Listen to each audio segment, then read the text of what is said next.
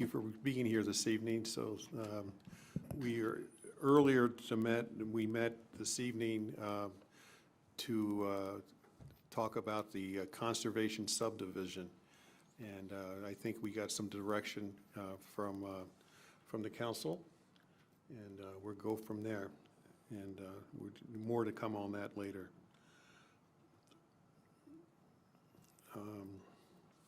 Let me see.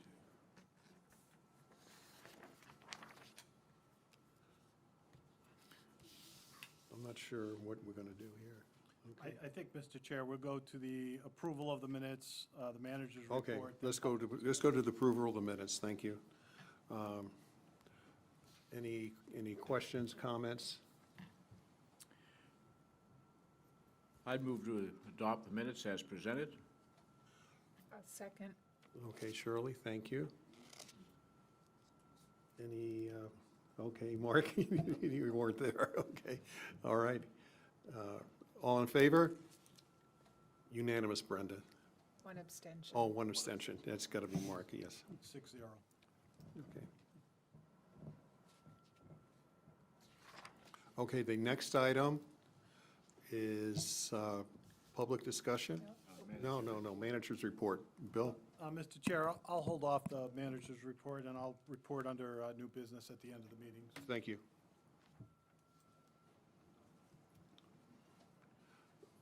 Brenda?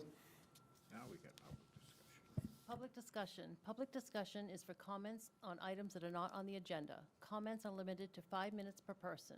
Rebuttal comments will be limited to 2 minutes. Public discussion topics may be brought up again under new business for further council discussion. Thank you. Bill, you going to run the clock? Yeah. Okay.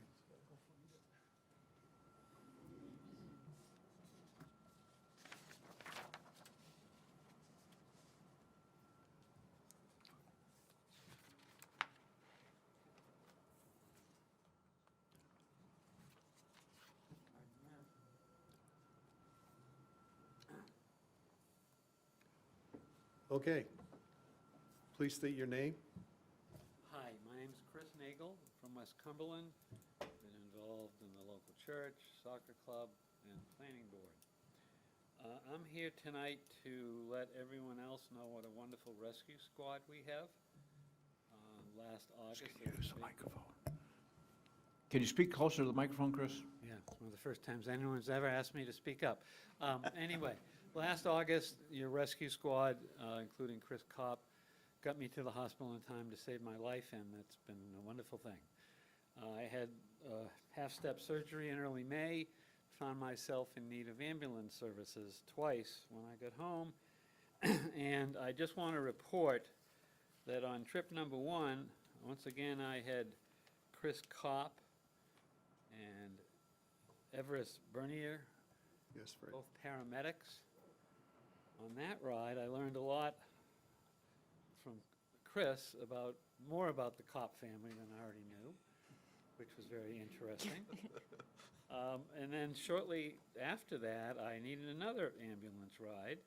And this time, Chris didn't come. I was a little disappointed there, but anyway, he'd always been there. But Everest was there with another paramedic, Jordan Hancock, 2 EMTs, and the fire department came out, Eli Goslin-Smosky and Jake Smith. All 4 of them helped me get loaded into the hospital thing, and off I went. It was great. And I just want everyone to know that our full-time people are all paramedics, not just EMTs, and I think that's something that we should all know because not many towns have that. So just a quick digress to Councillor Kopp.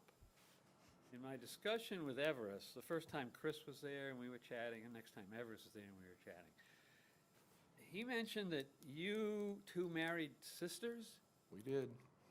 and I think I have this right, if not I have it backwards, that he is your uncle, but you're older than he is? You're correct. I didn't know if anyone else knew that can of worms. I thought it was interesting. Oh, we knew it. My mom and my grandmother were both pregnant at the same time, so. Well, I think it's wonderful. And the other thing I saw in my journeys, I ran across a lawyer even older than I am by the name of Steve Russell. And Steve mentioned that once upon a time, there was a nightclub at the Cop Corners intersection known as the Mattress Factory. The rug factory. The what? The rug factory. The Rug Factory.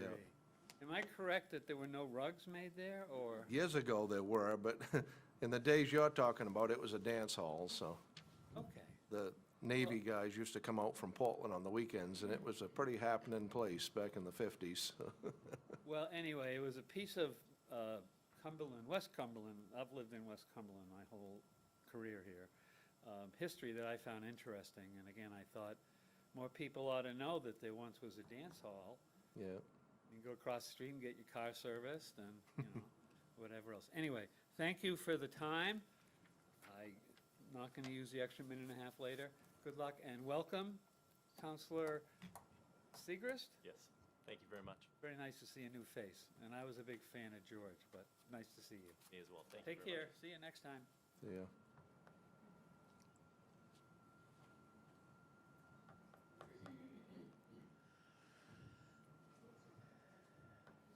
Yeah, that's right. Yeah, I don't want your mask, thank you, Chris. But I would like to have Chris's extra time if I could. So, don't start the clock yet, please, because I'm going to have to speak very quickly, because it's been a long time since I've been down here. So, it's been a while. And so I'm really happy to be here tonight. I think it's a great celebration, a great time in our town. So, I am Terry Maloney Kelly, second generation of 4 generations that live in Cumberland. I live in West Cumberland on the town line with Falmouth, and also have 4 other generations of family members right next door. So my roots are deep. In the past, I've been an advocate for many causes in this town, including our elderly, our budget, our parks and recreation opportunities, my neighborhood, and other neighborhoods in Cumberland. Throughout my life, I've been the voice that is willing to speak about the elephant in the room. Unfortunately, this has made me unpopular at times when our thoughts and experiences do not align. I tend to put people first and not the financial benefits of having projects come to town for their financial gain and little relief for our citizens. In November 2017, I found that disrespect had become the norm, and it was hard to avoid or not get caught up in it. That was when I chose to disconnect from my community that I too love, knowing that my voice had no sound, meaning, or interest to many of you who we elect and entrust to run our community. I resigned while serving my second term on our planning board, as well as our Aging in Place initiative that I had served on since its initiative. I turned my back, closed my eyes and ears to what was going on in my community. It was a dark time. Looking for and feeling hope had few opportunities. Here we are, 2021, 4 years have passed, and I want to participate in our future. I am back to be that voice that may not always agree with you, but should be respected. I respect, and I will pledge to practice that respect from this side of the dais.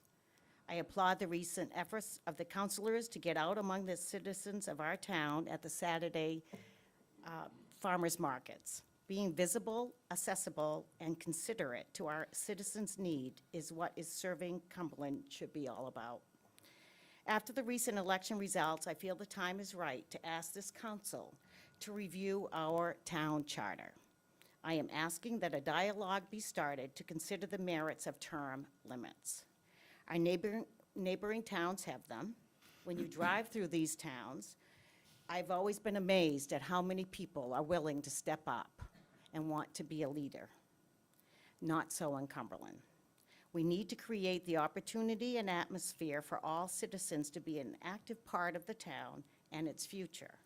Term limits is one way I believe we can accomplish this.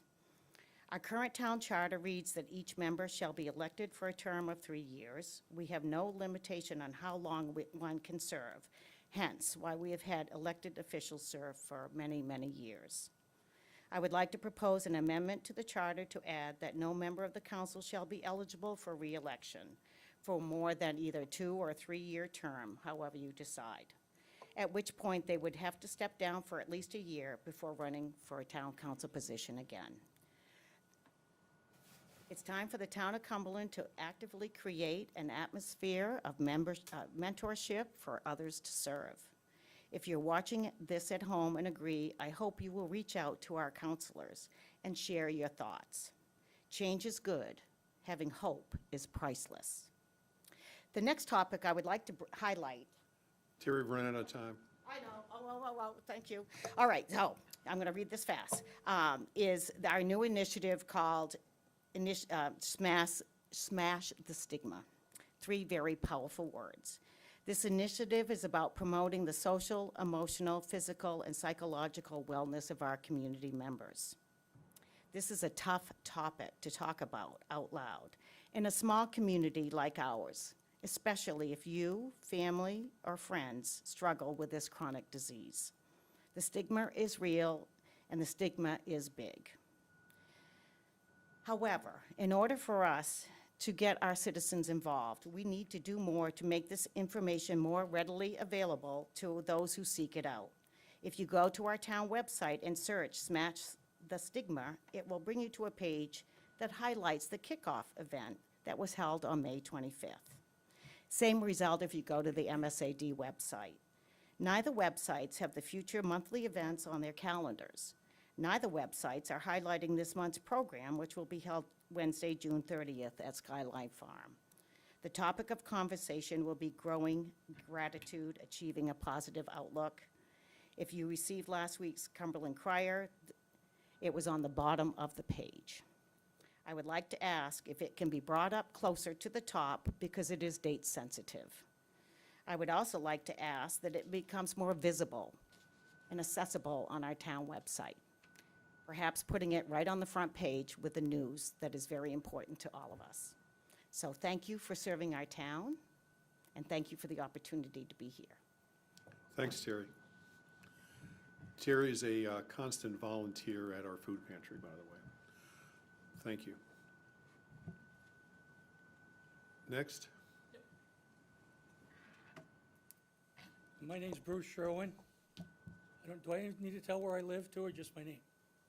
Just my name, Bruce Sherwin. I live out on Blanchard Road. I have just 2 quick things. Number 1, I see a lot of signs around town saying sports events are today. Girls lacrosse, baseball, football when we had it.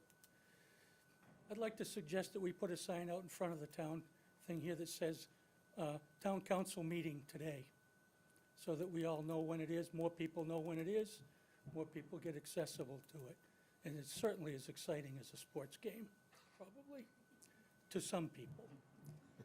The other thing, I'm a little disappointed that the manager's report is not going to be given in the order on the audit, on the agenda, because I was looking forward to hear it. Many people, other people might too, that might leave early. I might have to leave early. I would like to hear the manager's report and not have it be in new business at the end of the meeting. Bruce, I was gonna bring that up over here. I was gonna bring that up, the auditor. We had the audit report. Say it again? I said we had the auditor report. No, I didn't mean auditor report. That's for a future Okay, discussion. okay, The town manager report. okay. That was listed as number 3 on the meeting, and now it's been moved down way to the end, and I may not be here to hear it, and I'd like to hear it. Thank you. Thank you.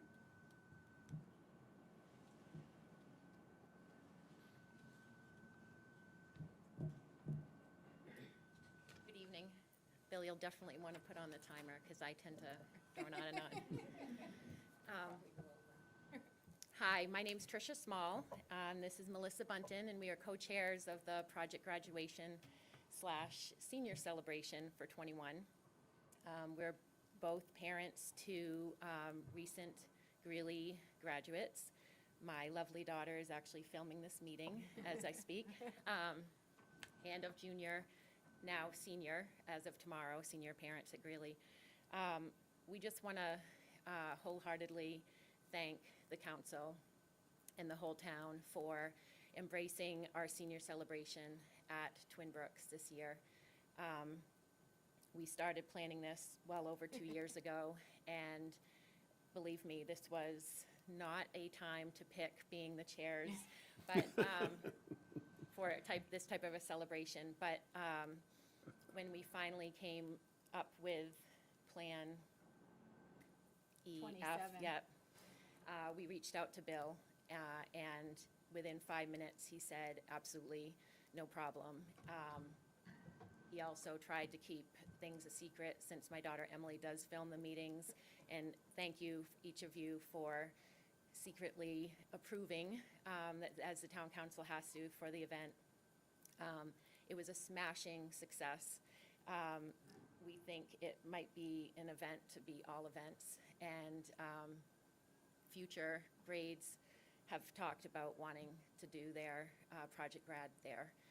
We weren't able to do an overnight event just because of finances, the pandemic, lots of reasons, but we were able to have something from about 4:30 to 10 o'clock, and it was perfect.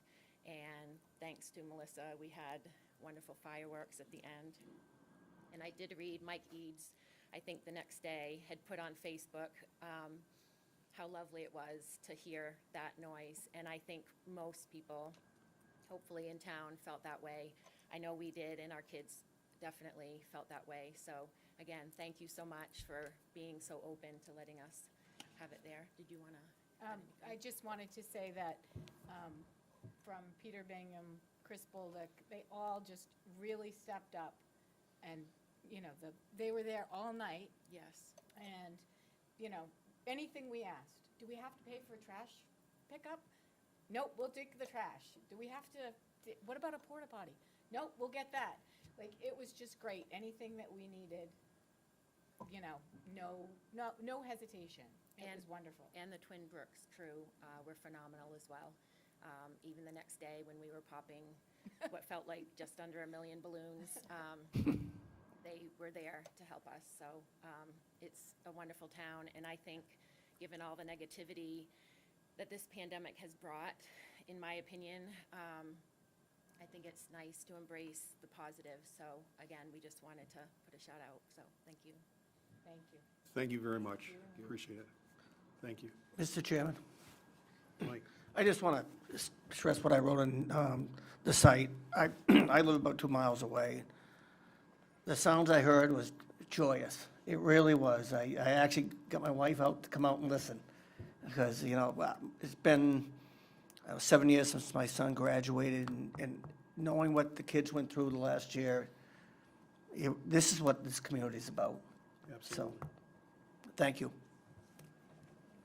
Thanks, Mike.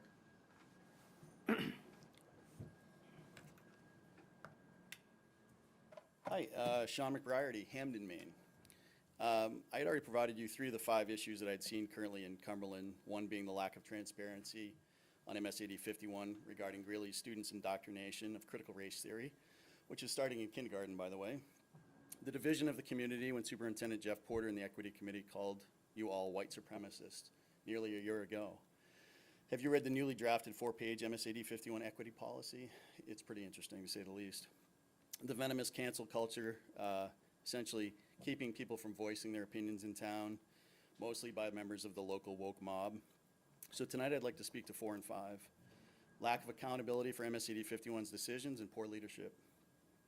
It's said that absolute power corrupts absolutely, and in my opinion, MSAD 51 Superintendent Jeff Porter and this last MSAD 51 school board appear to be corrupted absolutely.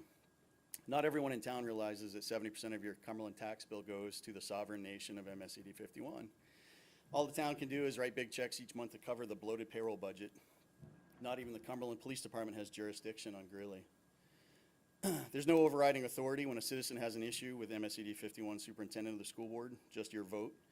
And on the 6th, we all voted to stay semi-woke in town. I essentially held the chair to her own policy on public comment for the first time in 4 years. And on 11/16, I was willing to go to jail to be able to hold them accountable. With my wife, Patty, sobbing at the dinner table at 6 o'clock before that meeting. Chairperson, please ask the town manager, Bill Shane, his recollection of the premeditated meeting brought forth by Mr. Porter and Mrs. McGinley, asking him and Chief Rumsey to arrest me for that next school board meeting in the last portion of the meeting. Essentially, recently, there's obviously been a lot of press on this. A couple quotes from Porter. He called me vile and someone who's unstable, unquote. And he apparently has lied to the press again.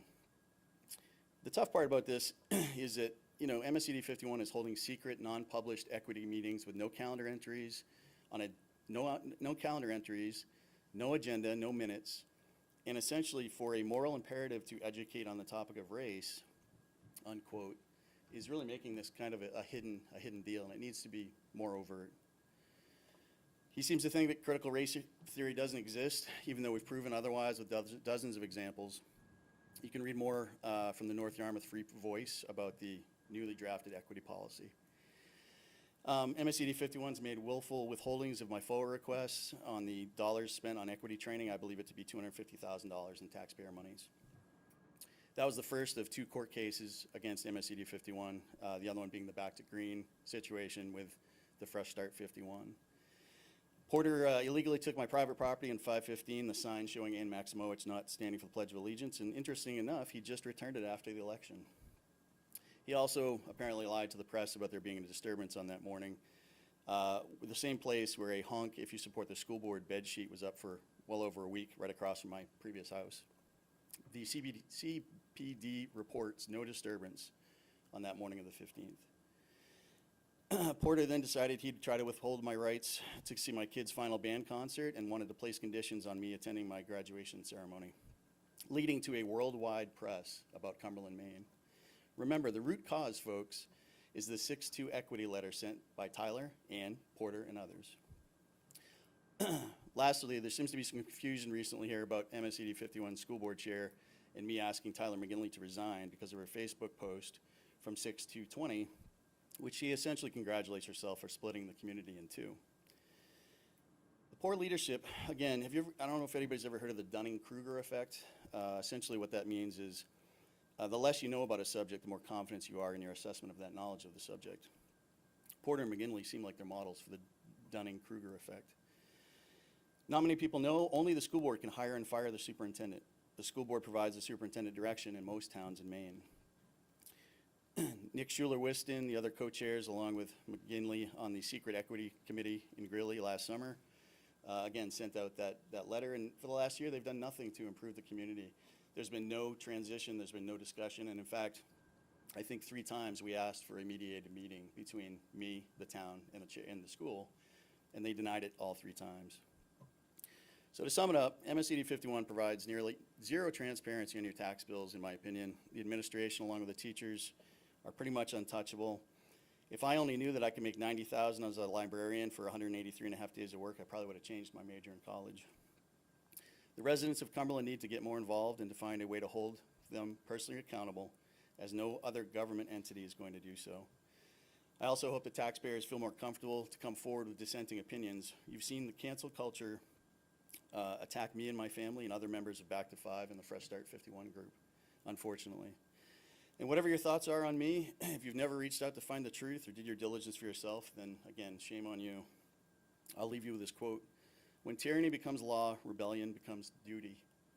Thank you for your time, and I hope you folks really take a hard look at trying to get this community piece back together, because the current efforts aren't working. Thank you. Thanks, Sean.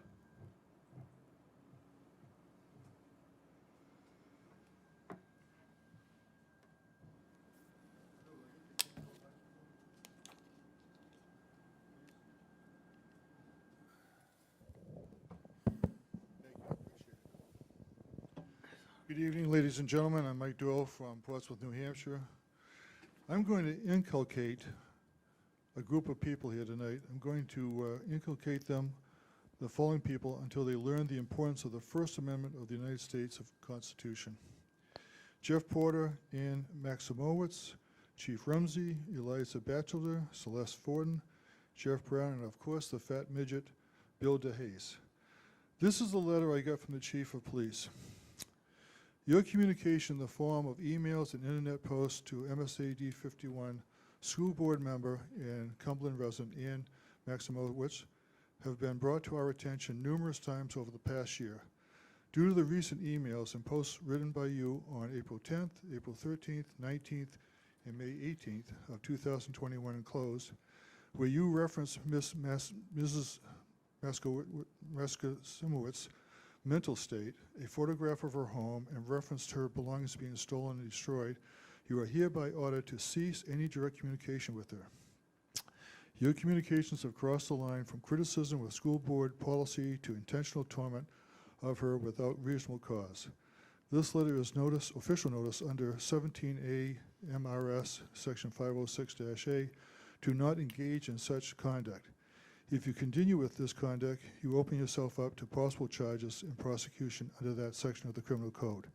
If you have thoughts about the school board policies or actions, you are to email superintendent directly and not Ms. Maximowicz. If appropriate, the superintendent will forward your message to her and the rest of the school board. Thank you for your cooperation in this matter. If you have any questions, please contact me. And this was dated June 10th. This is my response, also dated June 10th. Motion to remove this state of Maine charge against me, United States District Court. Now comes defendant Michael Doyle and hereby moves this court to accept the transfer of false harassment complaint from the Cumberland Police Department in violation of the First Amendment. The warning issued to defendant is designed to stifle freedom of the press during a campaign of a politician running for re-election, Exhibit 1, which is the entire package he sent me. Defendant is a reporter commenting on the ridiculous conduct of the complainant, Ann Maximowicz, during the last 12 months.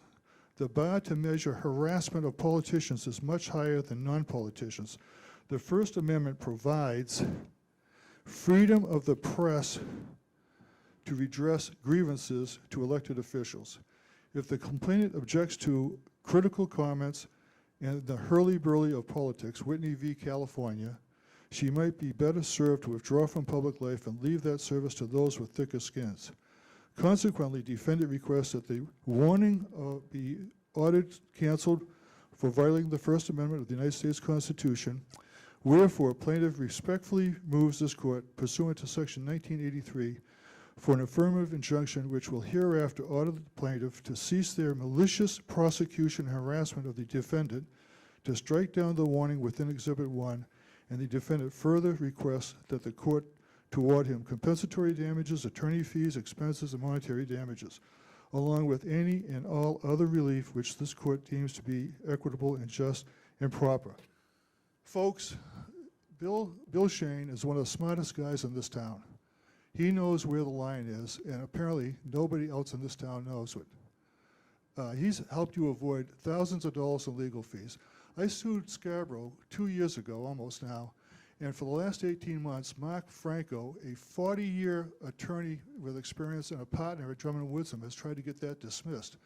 I've learned how to do these cases from previous cases.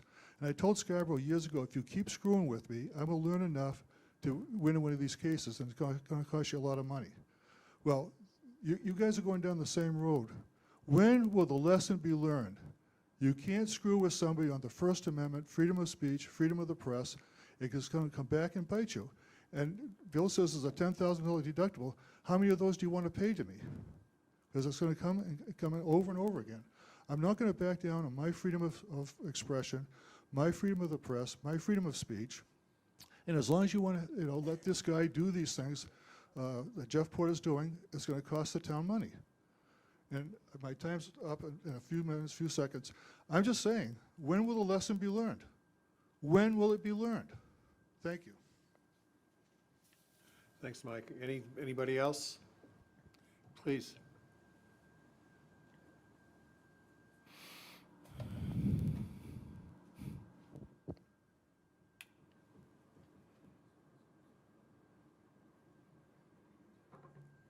Good evening. My name is Kim Vine, and I'm a resident of Cumberland. I've got 4 kids who are moving through the system.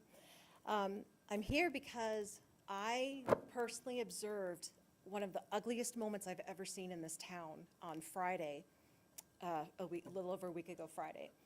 I was driving past the Congregational Church, which is, to me, it's not even my church, but it is just the cornerstone of our town, this literal center of our town. And what I saw there was Sean and Michael with their vulgar, horrible, but legal sign, illegally parked in the closest parking space to the street. Now, I know that the church does not allow parking there because I was asked one time very politely to please not leave a car there while my husband and I were trying to carpool down to Portland.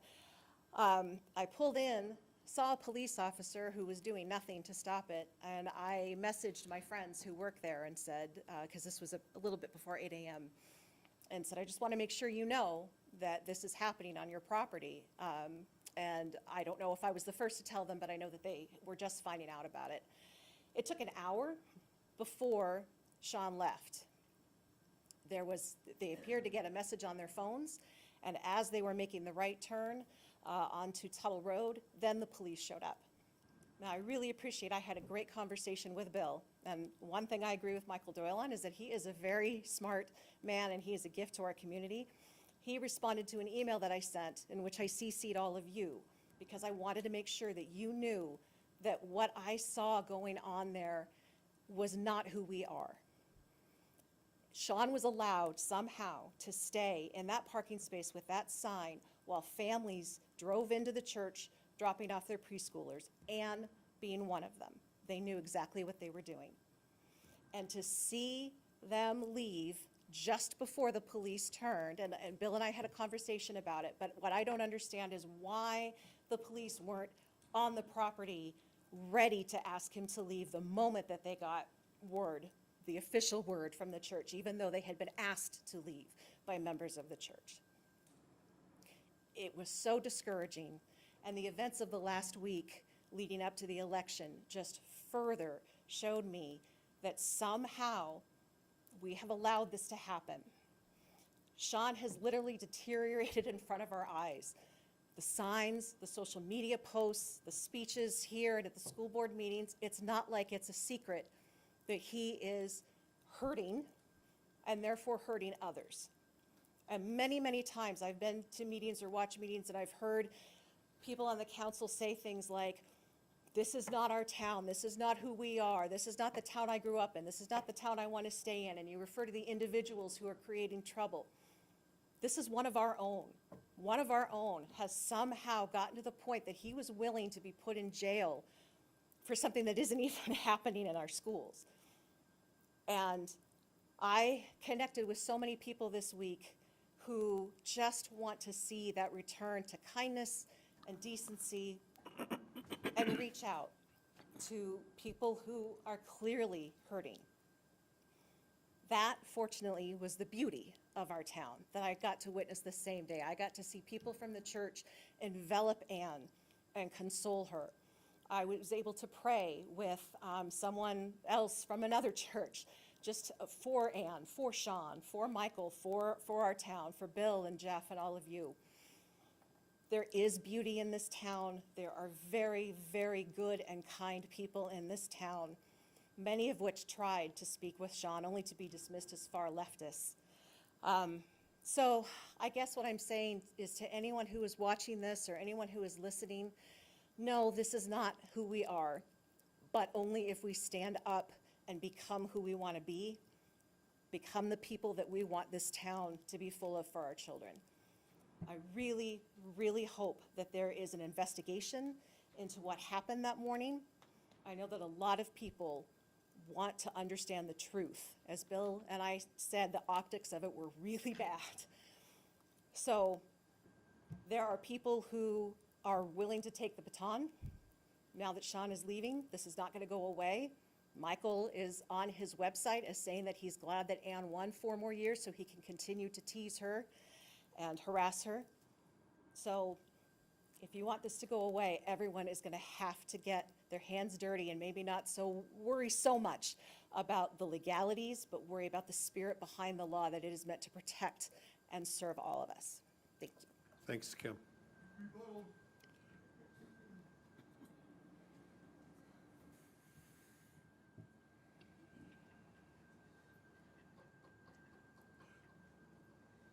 there is nothing worse than ignorance parading around as knowledge.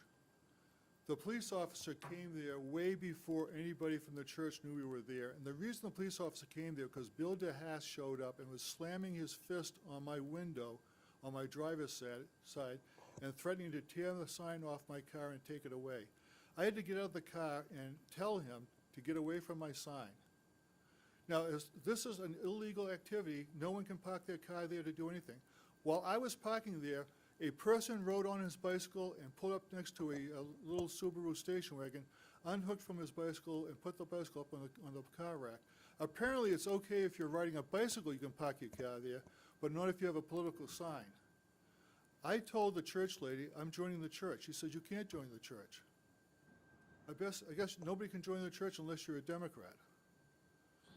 I'm telling you right now, the cop showed up, took my information, took DeHaas's information. I had to threaten to knock DeHaas down if he reached up for my phone again. That's the only thing that stopped his verbal attack on me. So you have no idea what you're talking about, but thank you for sharing your ignorance with us. Thank you. Anybody else? Seeing nothing else? Next item, Brenda. 21-058, to swear in newly elected town councilors. Thank you, Brenda. Tammy?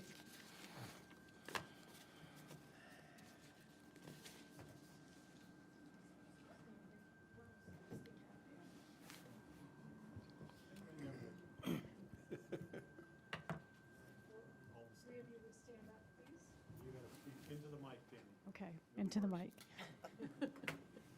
Raise your right hand and repeat after me. And if you'd just state your names one at a time. I Donald W. Cobb Jr. Shirley Story King. Mark Seacrest. do solemnly swear Solemnly swear to support the constitutions to support the constitutions of this state of this state, in the United States, the United States, so long as I continue so long as I continue a citizen thereof, citizen thereof, that I will faithfully discharge that I will faithfully discharge to the best of my abilities to the best of my abilities the duties incumbent on me the duties incumbent on me as a Cumberland Town Councilor, as a Cumberland Town Councilor, according to said constitutions, according to said constitutions, the laws of this state, the laws of this state, and the charter and ordinances of this town. the charter and ordinances of this town, So help me God. so help me God. Congratulations.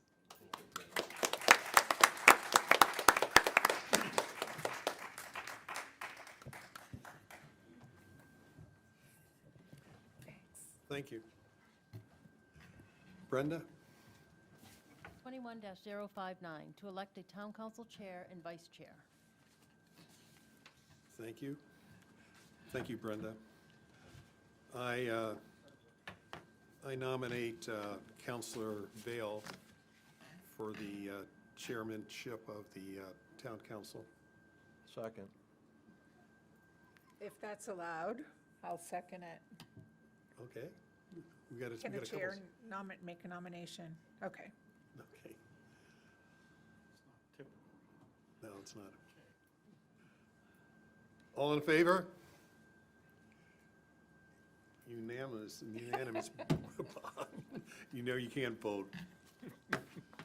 Next item is to move to appoint the vice chair, and that I would nominate Allison Foster.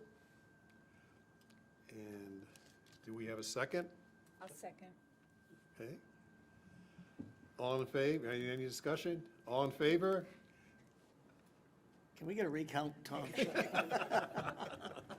on, you can vote for yourself. I accept. Thank you. Thank you.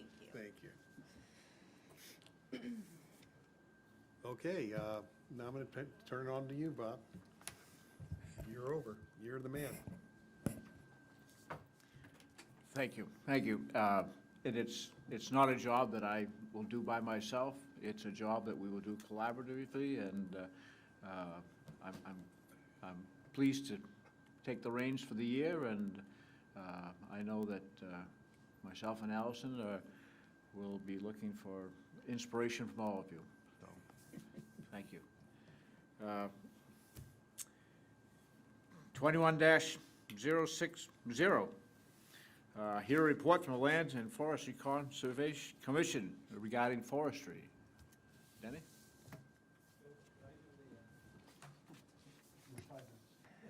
Yeah.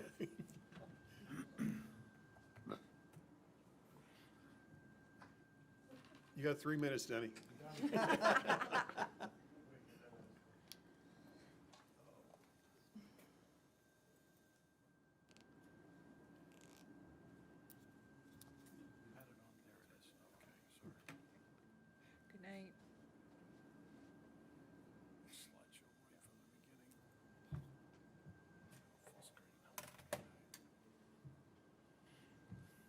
Good evening. My name is Denny Gallaudet. I live at 67 Range Road, and I have the privilege this year of being the chair of the Forestry and Natural Resources Subcommittee of the Lands and Conservation Commission. And Mike, our chair, asked me if I would give you an update on our activities.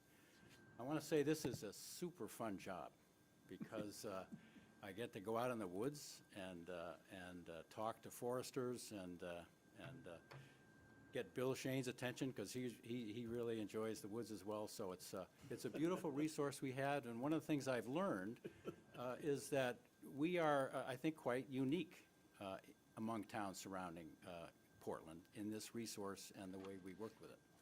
So I think you can be proud of what you have here. We have a commission of 6 people, some of whom are connected with forest work. You remember Sally Stockwell, she's involved very heavily at Main Audubon, and we have others who are just interested in the trees. So just some highlights of the ordinance that authorized this committee, and gives you a sense of what our duties are. To protect the sustainability and conservation values of the forest, primary one. To identify and monitor wildlife habitats and corridors, which are becoming increasingly important as we add properties through the open space provision that we were talking about earlier and our own land holdings. To create forest management plans for our major properties. To retain a licensed forester to oversee plans and harvests. To mitigate invasives where it's cost effective to do so. And lastly, to promote public awareness and appreciation of the forests.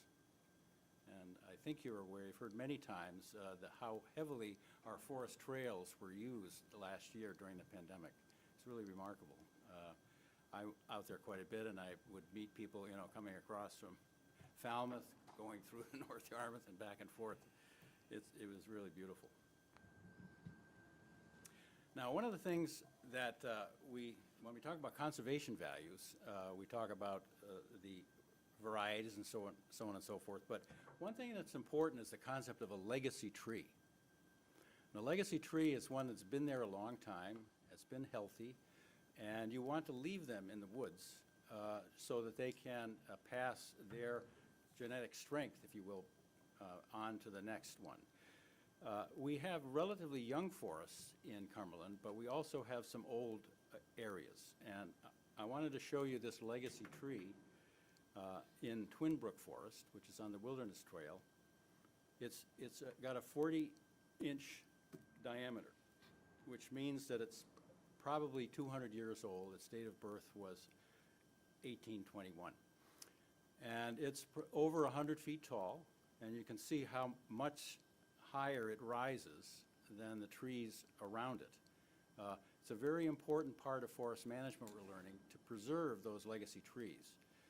And we have a number of them around town. There's a legacy beech in the Merrill Woods, for example, and we're going to be showcasing more of them. But it's a very important part of managing a forest well and protecting its conservation values. Now, the town owns quite a bit of real estate outright. We have 4 major properties and 8 minor forests, 975 acres in total. It's about $1.5 million in value in standing timber. The major four that we have, you're more familiar with, the Rhines Forest. The Knights Pond Forest recently acquired Twin Brook itself, which is 250 acres in size, but has 129 acres of forest also associated with it. And the Town Forest, right back here. And then we have what I call the minor 8 that have come to us in various ways. Range Way we've owned, I think, through past tax liens. Idlewood is I put in here, is an actual, is a subdivision, but we got the conservation easement. So we own it indirectly and can sort of supervise the development of that 47 acres. Greeley Woods, Crossing Brook, Sunnyfield, Broad Cove, West Branch, and Valley. The last 4 are ones that came to us under the old open space rules in which we were accepting town property. And I would mention, Bill talked about the West Branch. That, to me, is the most beautiful forest we have in town. It's only 25 acres. If you get down there on the Piscataquis branch of the river, you look right across but can't see cop motors, and you can't hear it either, because it's a complete wilderness and is really, our forester was out there the other day, we would consider this an old growth forest, because there's some trees in there that go back to before the founding of the town. So we have quite a diversity of forests, and this one is a real jewel. Just quickly, we have other conserved lands in town. The CCLT has in its own, under its own direction, 539 acres, not counting what they share with us. The open space divisions, subdivisions that have happened over the years have produced 260 acres, and tree growth is 1,400 acres. So 3,000 acres in total, which is about 21% of our land area, is very major. It's a big deal for a town around a greater Portland area. We were speaking in the workshop about open space subdivisions, and with the conservation ordinance, subdivision ordinance that's coming into place now, which is replacing open space, this is going to start growing much faster. There's 260 acres, so in 10 years we might have 600 acres. And that's why I think it's important for us as a community to kind of understand how we're going to manage that in a careful and thoughtful way. I'm just going to show you that the town-owned forests are widespread. This is the tax map, and so they provide ready access to residents. This is the West Branch Pond out here. This is Rhines Forest, the major one. Here is, this is Rhines, and this is Knights Pond.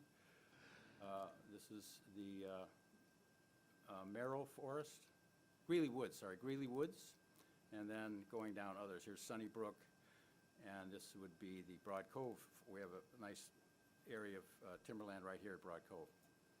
So our forest lands are spread throughout town in a nice way and accessible to folks all throughout the community. I'm going to do just a quick run-through on the 4 big ones and then wrap up. The town forest is right here. It's 107 acres. It includes uses like the landfill and the ball fields, but there's 75 acres of woods. Right in here, I'll just mention, because you've probably seen it, is a problem area because the soils are wet. Excuse me. Let's see if I can get back. The soils are a little wet, and they're called scantic soils, so they don't grow trees that well. And it's been plagued by an invasive species, buckthorn, and so we've attempted this year quite a thoughtful and impactful attempt to cut back that invasive species, which involved grinding the buckthorn down into mulch.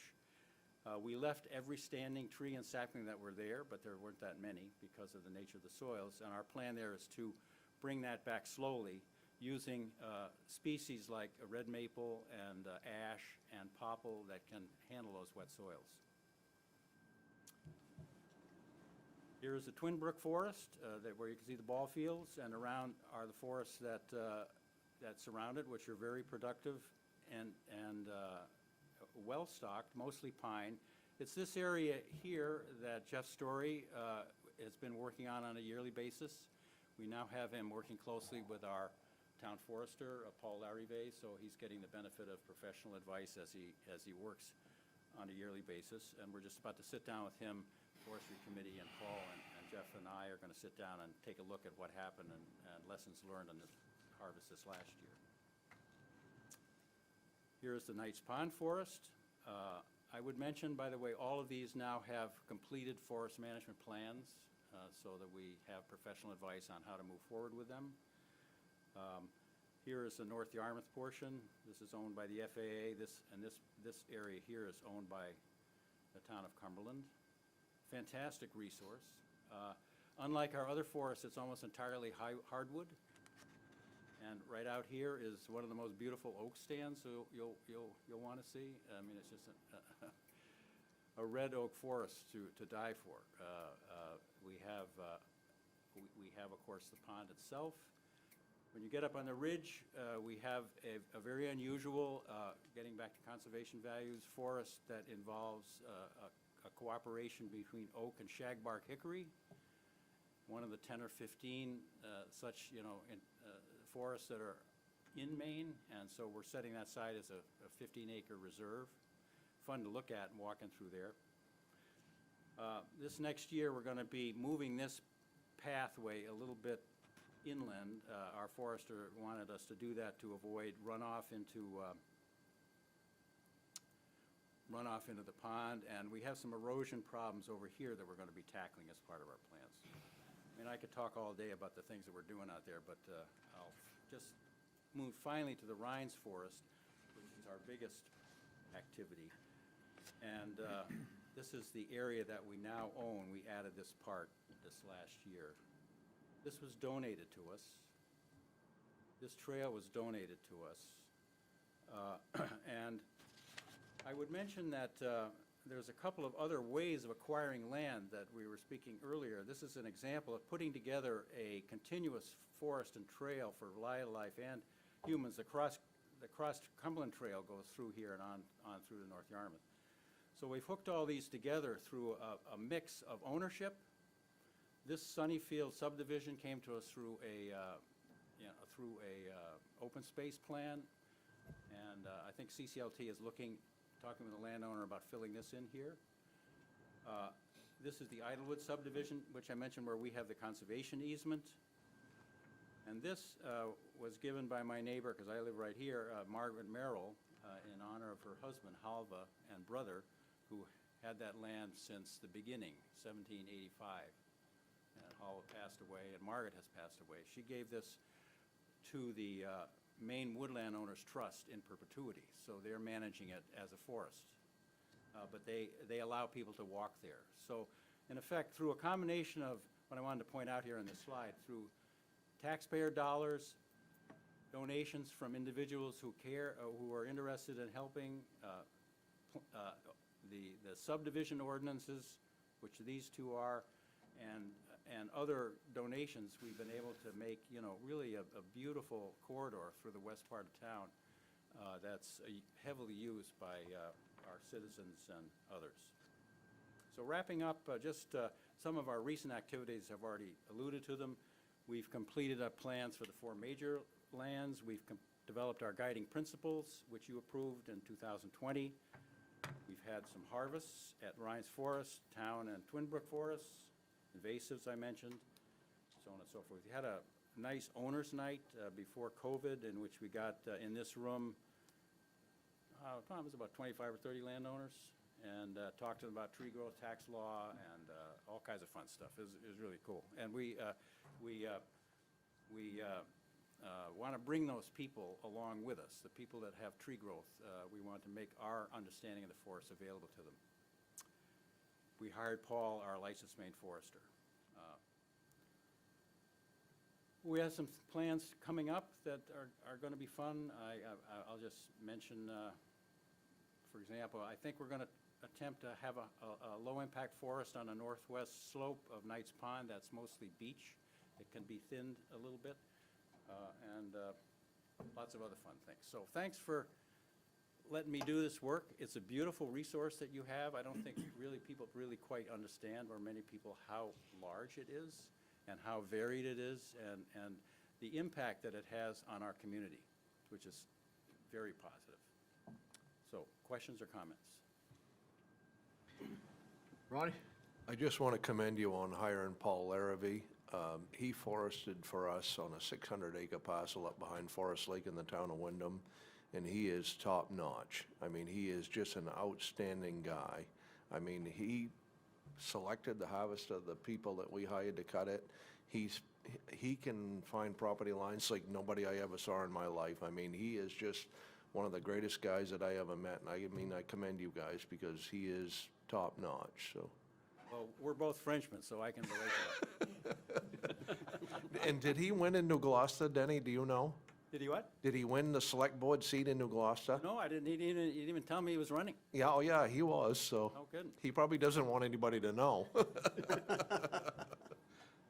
Mike? Danny, I want to thank you for reaching out for questions before this. It just shows how well organized and prepared you are, and you're right, these properties are jewels for this town, so thank you for all your hard work. Yeah. I know you're a landowner. You said you own some forest land up. 300 acres, yeah. Yeah. So you're doing everything right. Well, thank you.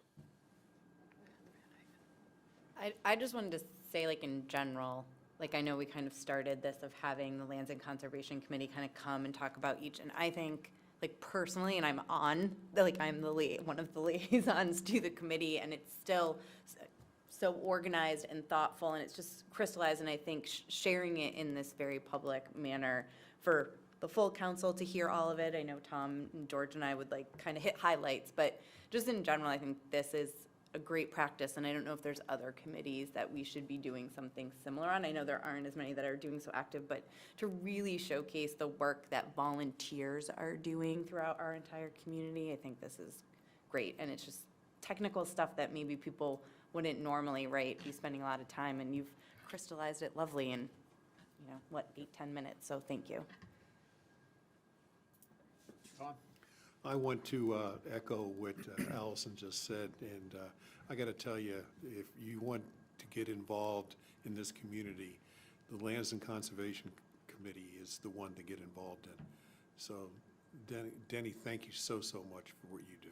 You can definitely get your hands dirty. You sure can.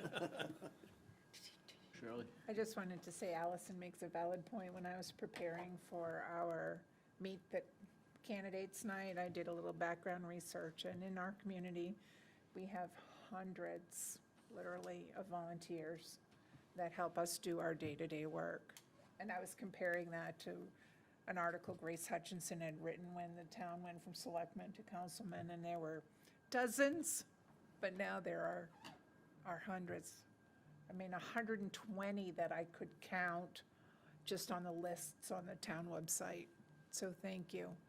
And I would agree, this is important work, not just for today, but for tomorrow. Mark, anything to add?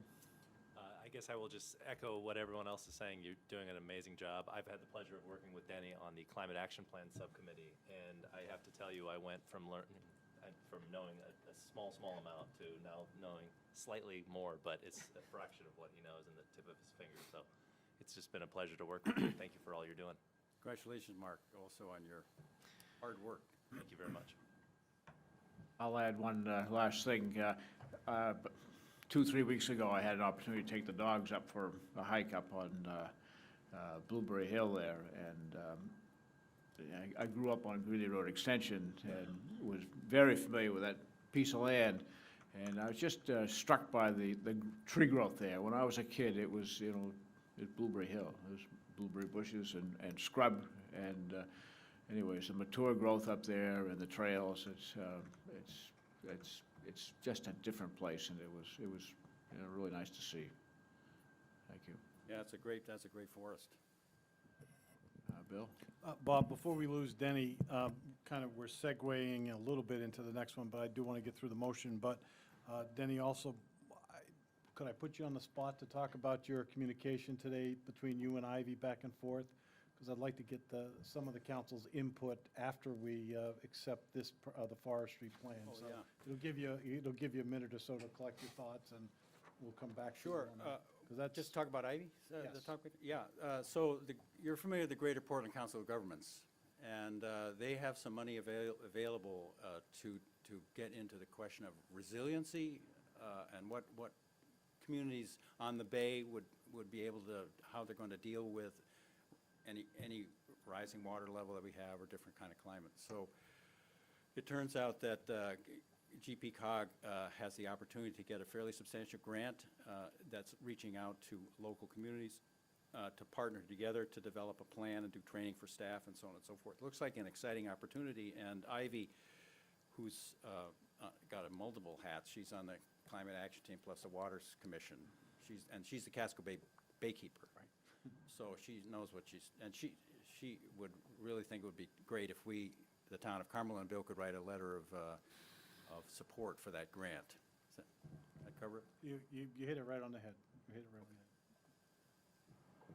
So it's no obligation on our part, but where we have some of the state's most susceptible soils along our coastline to erosion, it would be prudent for us to take advantage of those monies, at least to study in how we can better prepare for changes in climate and changes in what's happening along the shoreline, because, you know, a lot of the value of our community is in waterfront properties, and I think it would be a great resource to our staff as well as our community and those landowners to help prepare for that using some of these federal dollars that are available. So I was going to move forward to, on behalf of the Climate Action Committee, to submit a request for that, and we don't know if we'll get it, but you know, if you don't try, you don't, have a shot at it. So I was going to go forward with that tomorrow, but knowing Denny was going to be here tonight, I just wanted to ask your,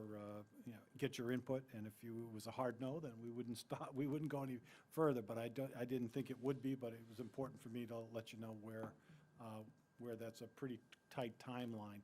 And the scary thing with a lot of these federal monies, they're all tight timelines. They basically are coming out and asking for community applications pretty quickly.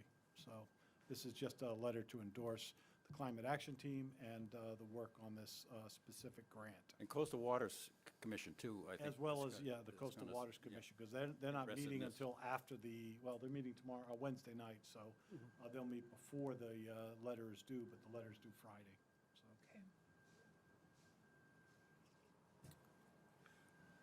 Tom? I would like to make a motion. I move to accept the Lands and Conservation Forestry Action Plan as presented. Second? I think that's item 061. Is that correct, No, Bill? no, that's 6-0. We're on the right one. 6-0 is to accept So I the didn't see that forestry- there was an action item there. To accept the lands, it's in your motions, to accept the Okay. forestry action plan as presented. All right, motion moved and seconded. Any discussion on that? Seeing none. All in favor? Unanimous. Thanks, Denny. Okay, keep me on track here. There's a white sheet of paper and a yellow sheet of paper. You'll figure it out in about Yeah, right, 26 okay. more weeks. All right then, 21061. Mike has a question. Mike?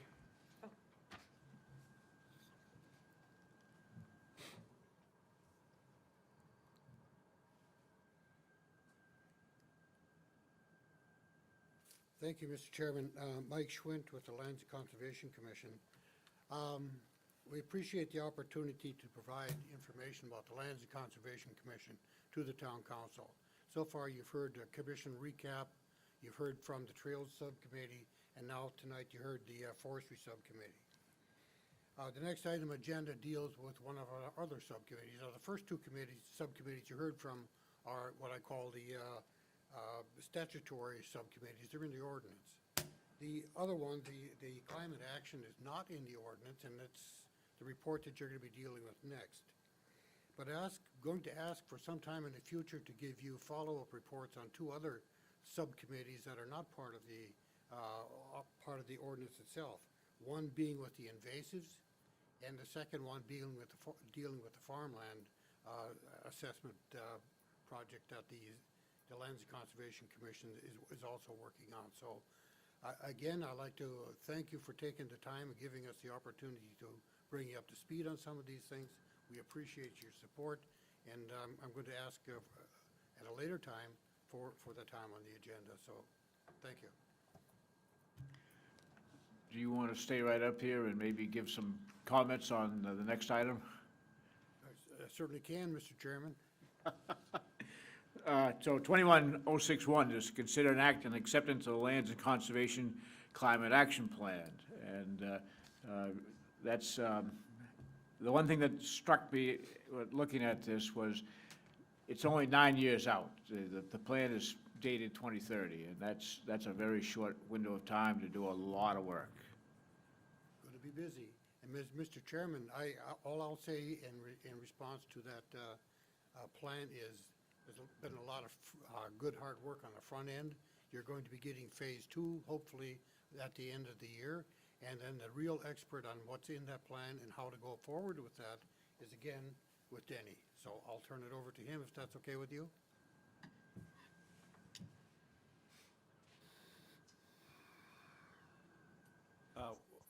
This is kind of following up the presentation that we made a few months ago, and just to get it in the record that we had the presentation, and everything looks good from your perspective. That was phase 1, which was town and school government, and phase 2 was the community at large. Mark was served as a member. We have had a lot of good outreach with the school, and we have a couple of action items that we proposed to them that I think they're going to be fine with. We haven't actually had a chance to sit down with the facilities committee yet, but have had a lot of good interchange. They're very interested in a solar farm. They had some of the students came over, and Bill showed them around our solar farm. So I think they're moving along. The things that we had, what we found in response to the 2030 question is you tasked us with taking a look at this and what could be done in the time action plan. And what we found, was what a gigantic head start the town had already made. So when you look at what needs to be accomplished, Bill and his staff and others and volunteers have already ticked off a lot of the boxes already, particularly the solar farm, which is now generating all the electricity that the town is using, town government. And the other, and then also converting to natural gas and bringing down the carbon footprint. So the carbon footprint that we benchmarked in 2015 is already down close to 40% towards the goal of 2030 for the actions already taken. So we said, wow, let's keep that going. And so it looked feasible to have 2030 as a target for carbon neutrality. We've got some work to do, but we've done an awful lot already, and there's plenty of good forward momentum. Shirley. I'll make a motion, but before I do that, I just want to say I'm in favor of an aggressive plan, because I don't think there are any goal police out there that are going to come and slap our hands if we don't meet aggressive goals. That was always one of my big takeaways in education. We would try to write plans that we knew kids would meet, write goals that we knew they could meet. What about goals we want them to meet? Let's reach beyond what we know to what we want, and I think that's where we're at here. So there's no goal police out there, not in education, not in public government. They're not.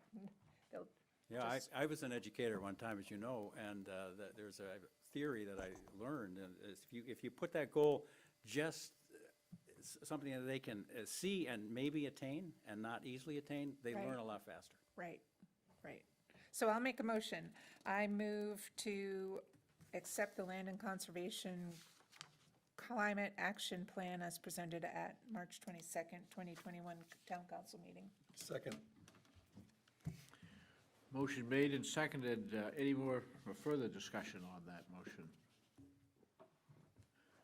Before I call a vote, I'll just add to that. there needs to be some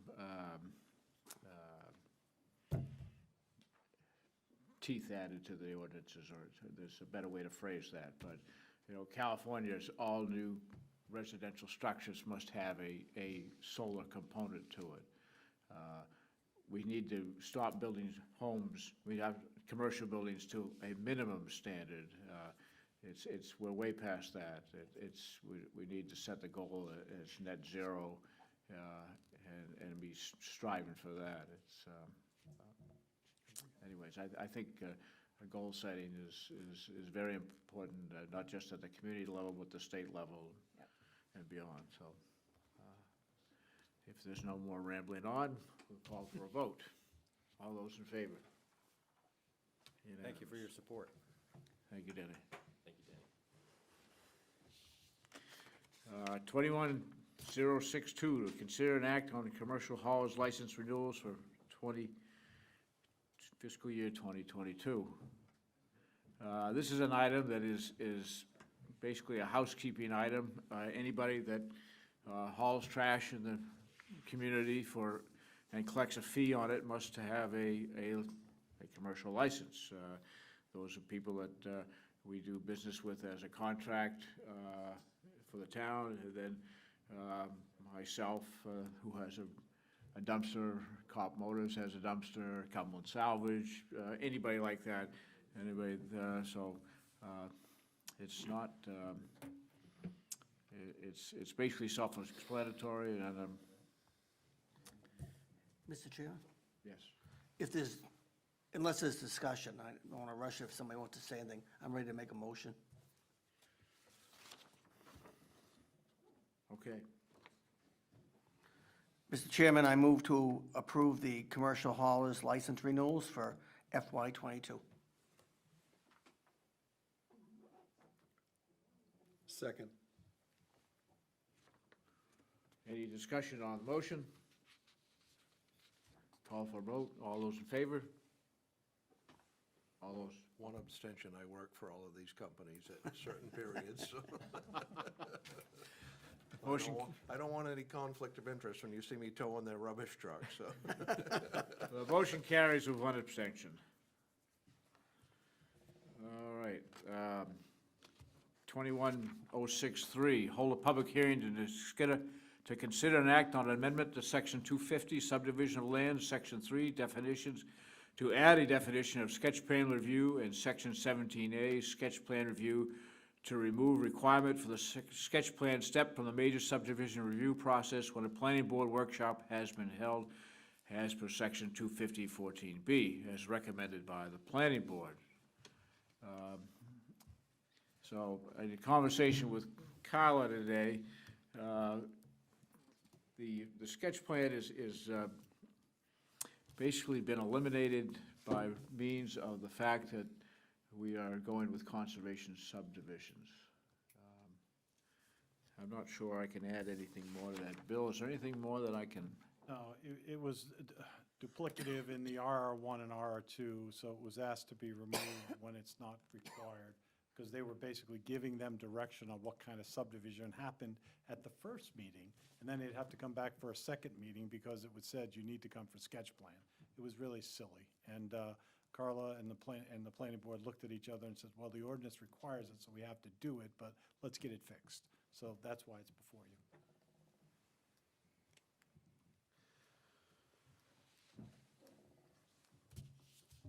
Mr. Chairman, I'll give you a motion.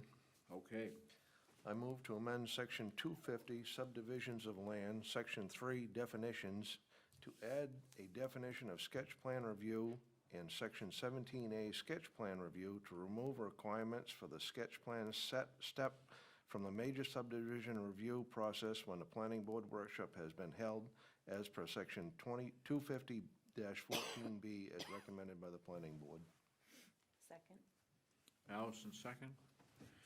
Any discussion on the motion? See none, call for a vote. All those in favor? Motion carries, unanimous. 21064, hold a public hearing to consider and act on an amendment to Section 229, Site Plan Review, Section 2B3, classification levels to amend the minor staff review column to indicate 5 acres or less as recommended by the planning board.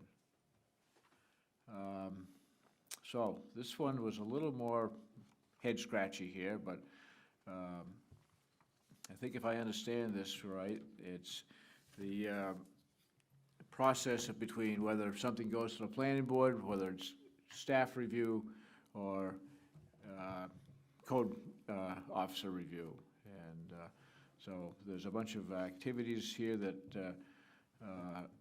kind of listed out here. Maybe, Bill, you should give us a little bit of an update here. No, I think, again, it's housekeeping. It's, you can do the math pretty quickly when you look at the ordinance, but the 5 acres was to be explicit, not implicit, and that's why it's before you. The planning board wanted a very specific number, and that's why it's there. And the rest of that ordinance was directed by previous ordinances committee to kind of streamline the process for much smaller projects, and this is just following in that order. Really nothing in the current ordinance changes other than that clarifying language. Just a quick question. On Wind Road there, just before Olden's Farm there was an old, what they call a borrow pit there, and a number of contractors have been filling in it over the years. Is that something that would fall under any review at all? It could technically fall under this level where it's a fairly small area. But it also been around for a while and may have been something with that original subdivision. I doubt it, because we've dealt with a bunch of issues with that subdivision, the country club. So, yes, you're right. It could fall under I think that was back in the 80s when that was approved. So we'd have to basically look at that approval and say, all right, are you in compliance, or is it something that has to come back before the board?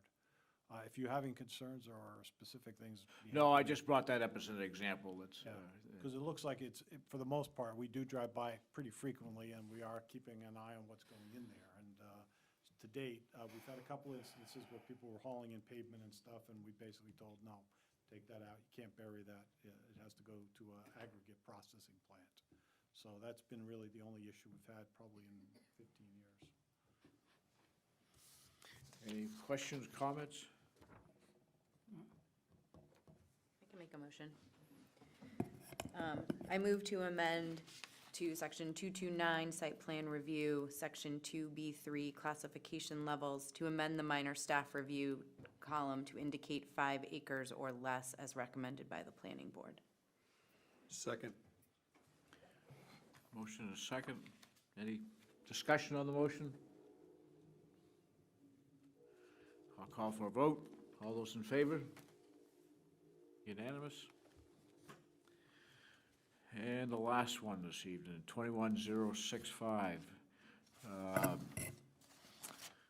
To set a public hearing date of June 28th to consider an act on a liquor license application for a Cumberland House of Pizza.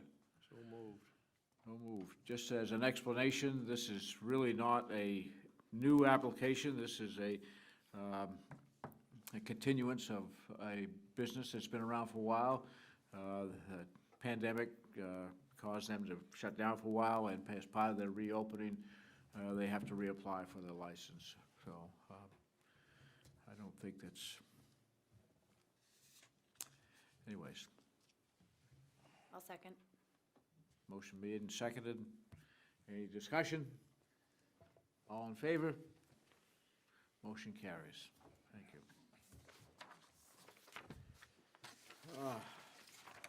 Bill, new manager's report or new business? I'll combine both of them. And I will share with you, I'm happy to do manager's report when it's at manager's report, but where we had a lot of people in the room here for a lot of other things, I've often deflected that to the end. But to Mr. Sherwin's point, sometimes people are waiting to hear those comments and don't want to wait to the end of the meeting. So I guess in the future, I'll deflect to you. If you guys want me to wait to the end, I'll wait to the end. If not, I'll just present it when it's due. So no disrespect, sir. I didn't mean to make you wait to the end to hear it. It's usually not that exciting. Put it on the schedule you Sure. want it. Yep, no, I, People coming know what it is. no, that's fair. So I'll deflect to you in the future and just ask if you want to hear it, and if you don't, I can wait, so. And then you can leave at the end, and you can, I'll be running the credits. So just a few items. For the public's really knowledge and more than anything, the ordinance committee is meeting this Wednesday at 5. It'll be an interesting process because we do have a couple of CZA requests, contract zone agreements, that, as you know, the contract zone agreement process has a very long process to go through.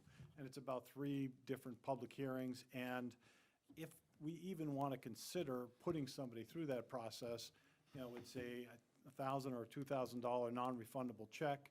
And staff basically looked at each other and said, before we accept this person's money, is the ordinance committee even going to basically let it get out of the blocks? Because if the ordinance committee is looking at each other saying, this doesn't work for me, it's not in concert with the comprehensive plan, then I don't want to take somebody's money and just basically say thanks, but no thanks.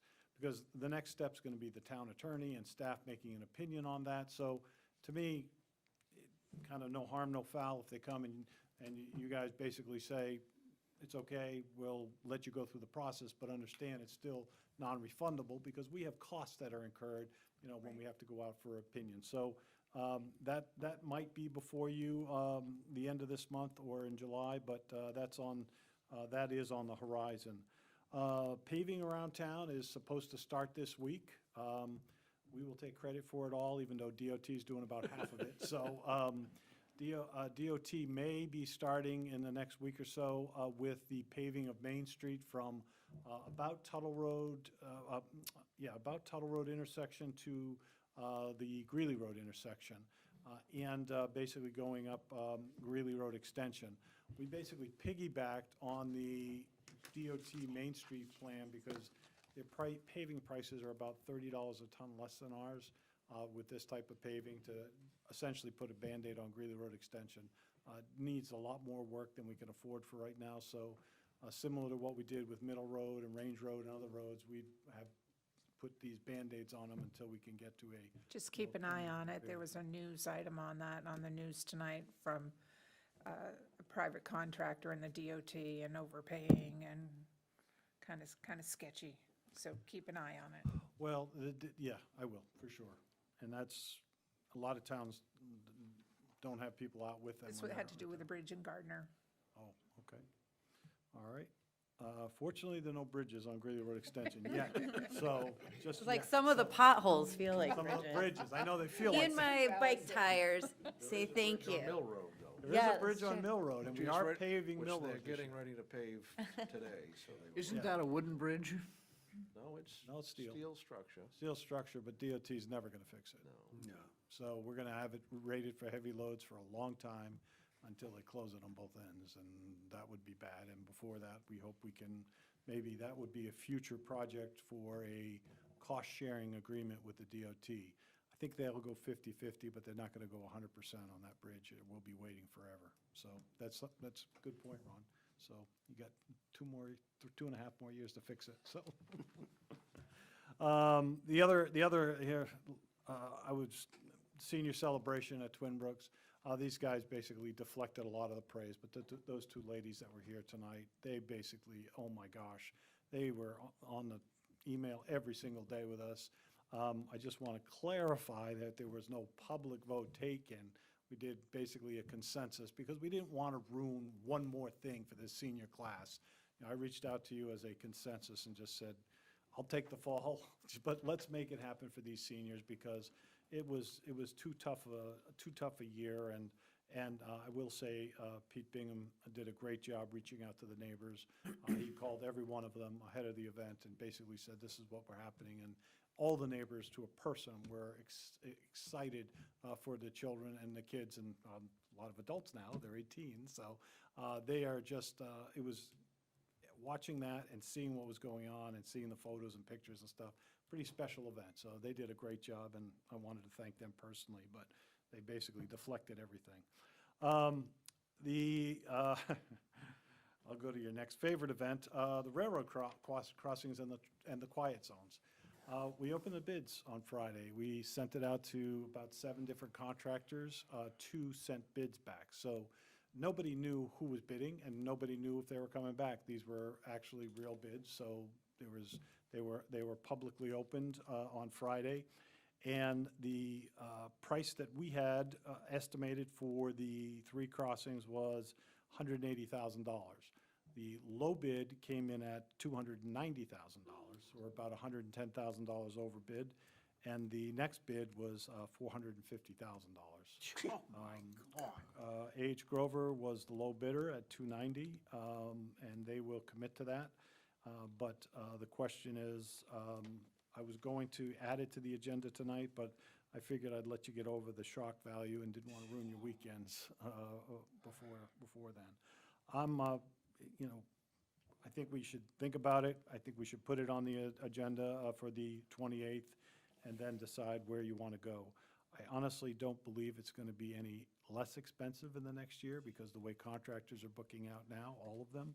But that's your call, and if it's not delayed, it has to be done by November 1st. If it's delayed, that's really your call.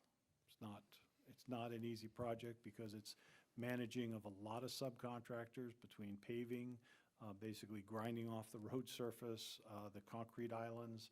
The railroad is a big part of this too, and coordination of all the above.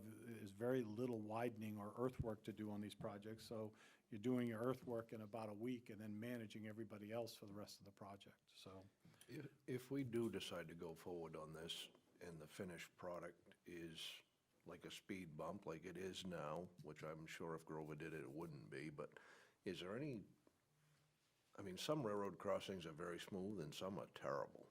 I mean, is there any standard? Unfortunately, it's the railroad standard. And when they put them in initially, and we questioned why are the elevations between the 2 sets of tracks different? Because that's not going to help that bang that happens on each one of our railroad crossings. They basically said there's nothing they're going to do because now the tracks are in service and they're not going to fix anything. So I honestly can tell you, I don't think we'll have any luck, and we haven't had any luck to date in working through the DOT or the railroad to fix those. Our attempt right now is to fix the approaches so that up and down is minimized, and it's still going to be there. I can't fix when it's 1.5 to 2 inches difference between the 2 sets of rails. That's something we can't. That's only the railroad, because essentially either one goes down or one goes up. Pick your poison, and matching it's the easy part, but when they're off by up to 1.5 to, in some cases, 2.5 inches, I can't fix that part of it. A lot of folks have asked for, why don't we put in the rubber mats, and why don't we do all this stuff like you see in Portland? They don't do that until the traffic over these rails gets up to a certain volume of traffic, and that's when they would consider those. And if we wanted to put them in, we could pay for them. But we've rebuilt these tracks and done the repaving with the railroad's cooperation several times, but the rails I can't fix. So anyway, more to come on that at the next meeting. We'll give you the engineers recommending, obviously, that the bid item was good. The contractor was knowledgeable, obviously, and they're, recommended we go forward only because of knowing what's ahead in the next 12 to 18 months with construction. So next item, it was the election. We had a great turnout for a June election. When 28% is a high mark, it's a little bit at times discouraging, but we've had as low as 8% in June. So I was happy to see that at least 28% of the people turned out. I think North Yarmouth had about a 27%. I think both towns have had some items going back and forth, so I think people did show up. I will share with you that on top of the request for term limits that was talked about earlier during the public discussion, I've had folks reach out to me to switch the June elections for the town to November. And it's not unheard of. There are several towns, I think Cape Elizabeth is one of those, I'm not sure. I think Freeport might be another one, that their elected officials are all elected in November and not in June. The only thing left in those towns in June is the budget vote, because that's required, because it starts off the fiscal year, and that's for the school budget validation vote that we're required by law to do. Pluses and minuses, but if we're looking at considering any type of response to that request, I have talked to the town attorney, and I asked specifically, these two items, would they generate the need to facilitate a charter commission? A charter commission is when you basically open the town charter, you basically appoint members, and in our case, it would take somewhere between 12 and 18 months. Under state law, there's a minimum requirement, and then I think 18 months is the outside, where they have to report back to you on their findings, and then you have to set typically a November election date, because I think also that's required that all charter changes or amendments have to be voted on by all of the town and at the November election, not the June election. So to me, that was important to know, because one is a monumental task, and the other one is basically something that you put on the ballot and ask the citizens of the town. So those two items might be coming back to you, and there is a way that citizens can go out and raise the required number of votes to get that put on the ballot as well. So just something to think about for the future, and something to give me a little bit direction on that remark tonight, because under your public discussion policy, we're also supposed to kind of revisit some of those discussions during that portion of the meeting, and give direction if you want to add them for an agenda item, or if you basically have no comment. So that's one we'll have to come back to.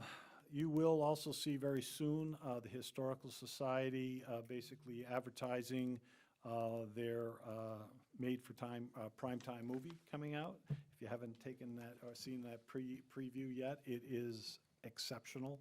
I hope to have them here at a future meeting to basically present that to you and to the public. I don't know if they're going to present it all, but I think a snippet would get your interest, and it's very uplifting, and at a time when we could use some really good news, that's some really good news, because it's very, very well done. And some of you have made cameo appearances on that. I'm not going to let that cat out of the bag. So, and over on this end too, so I'm just going to leave it at that.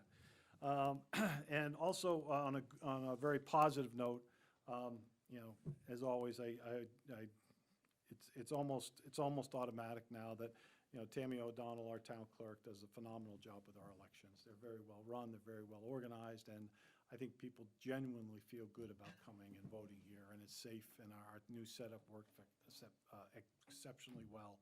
And Tammy, as always, has done a great job with that. In relation to that, in her other role as being involved with the main clerks, it's really beneficial to us, because we get a lot of information very early in the process. And the legislature just passed the law that cleared up, and probably this is going to fall off everybody's radar screen, but the legislature cleared up the law that would have required all our liquor licenses that were approved before a certain date basically be kind of reclassified in some way, because there are very specific areas of what we can approve and what we can't approve for our liquor licenses. And in many cases, we basically didn't do that for many, many years. The legislature, the city of Westbrook had picked up on this, and they picked up that many towns were in the same boat, and had asked the legislature that because the spirit of the law, when we accept these liquor licenses, as they're pretty much as presented, and, you know, if we don't have any complaints, the businesses are allowed to continue. But in this case, the legislature said this loophole, with us not specifically stating that they can have, you know, vinous spirits and malt liquor licenses and all that stuff, would have come back to haunt us. So they wanted us to basically put on the ballot this November a very long explanation of a law that we would have had approved by, you know, a majority of the community, and the majority of the community would have never read it or understood it, and everybody would have been at a loss. So the clerks, Tammy's Clerk Association, successfully worked with Maine Municipal and the state legislature to put together a law that basically cleaned that up. So the legislature, all of them, went to bat for us and basically passed this law just last week. So nice to have out of the way, because I would have hated to seen, you know, 2 or 3 council meetings monopolized by liquor licenses and nothing that we would have been able to explain. So her group did a great job putting that together. So sorry for the lengthy report, but again, that's kind of why I avoided it at the front of the meeting, because I think people would have been a little more antsy. But I understand Mr. Sherwin's point about following the agenda, and I will defer to you in the future. This is where you learn what's going on, by the way. As far as I'm concerned. I didn't learn much from the other stuff. This is where I learned what's going on in town. Right here. I learned a few things from that, Bill. Thank you. You're welcome. I just have one question on the railroad stuff, more because you said to bring it back.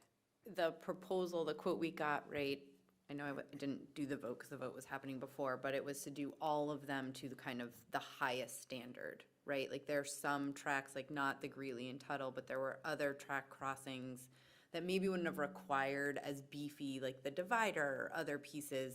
But as a council, we said that we want to do them all to the same standard, correct? And I guess I'm just wondering if that is worthy of an option to be bringing back to say, look, here's the minimum, here's what we quoted at, just knowing that it's coming in $100,000 more than we originally thought. So when the council approved this originally, we were looking at the Yarmouth option, which was granite curbing and basically paved islands and drainage and all that stuff. What we presented was a lesser option of concrete islands, which Okay. were easier to present.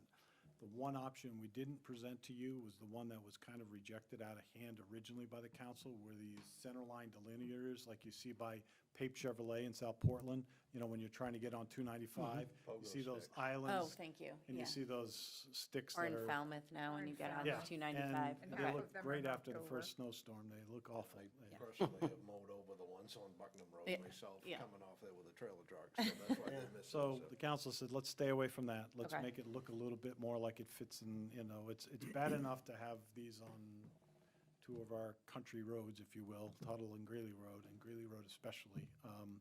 I just, choke at putting these in. But we're going, those are the options, and they would be all three the same, because now all three of them require some type of secondary safety measures. And that or the delineators were the two choices you'd have. Okay. So, Okay, that's helpful. If we were Connecticut, they'd allow us to put post and rail fences then. I know.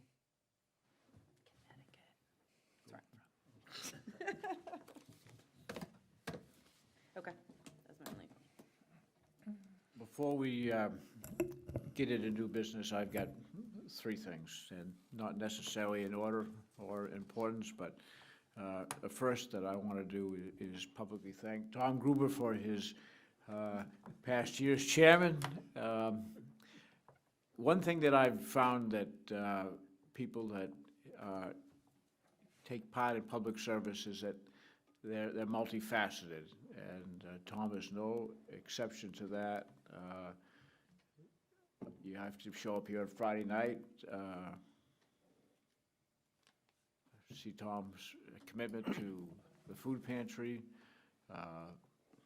There's a lot more that Tom has done that the public doesn't see. And anyways, my public thank you for your service last year. Thanks, Bob. Appreciate it. Secondly, Mark, welcome. Thank you very much. Again, we know that you do more than one thing. So I'll need to. Yes, well, and then thirdly, appreciation for George Turner's service of 40-plus years, and I know we haven't seen the end of him, anyways, great job, well done, and our public thanks for that. Oh, that's, they threw the ball at me when I sat on that end and asked me what I thought for new business. So, Mark, it's okay to say nothing and say, I'll have to think about it. But anyways, if there's something that you would like to see brought to the council's attention, that put on the agenda, something that you want to have us discuss in a workshop, we're here to there's nothing that's off the plate. So, Well, Thank you very much. I guess in terms of new business, I'll have to think about that a little bit and mull that over. It's been just a few days since the election results came in. So I think I'd first just like to start by thanking all of you for being so welcoming to me. I'd also like to thank the voters of Cumberland for putting their trust in me to listen and to learn the role that I'm going to need to do here on the Town Council. I would also really like to thank and echo Bob's support for George Turner and the 41 years of public service that he put in. He has my deep appreciation and respect, and I'm looking forward to getting to work for the people of Cumberland and learning the role of being a town councilor, and I will be thinking about some new business to add to the agenda, but thank you for the opportunity. I'd like to also thank Tom for his chairmanship, and George. We miss you. I know you're probably watching. I had the pleasure of really getting to know George when we served on the school consolidation committee that went nowhere, but we had some good conversations and good philosophical conversations. We often rode together to some of those meetings down the highway to nowhere. And Chris, thank you for sharing George with us for all those evenings. There was a comment on social media where someone assumed that someone with the last name of Kopp might have been Ron Kopp or something, and I said, well, you need to use your name to have some leadership in this community, and it just prompted me to let the public know that it is a policy, and even we tried to nail it down in some of our ordinances, that the town council will not engage the public on town business on social media. So while the comment was that I see you're all out there lingering, you're one of the 2,300 members out there lingering. Yes, we're lingering because we want to know. We're not stalkers. We want to know what's going on. But you're 2,000 of, well, even if they were 2,000, you're 2,000 of 8,000. So it's a pulse of the community. It's not the entire community. That being said, I was a little disheartened to listen to Terry Maloney Kelly talk about becoming disenfranchised with her role in public service, and I'm so thankful she's gotten back into it. I suspect I'm one of the people she would like to see have a term limit.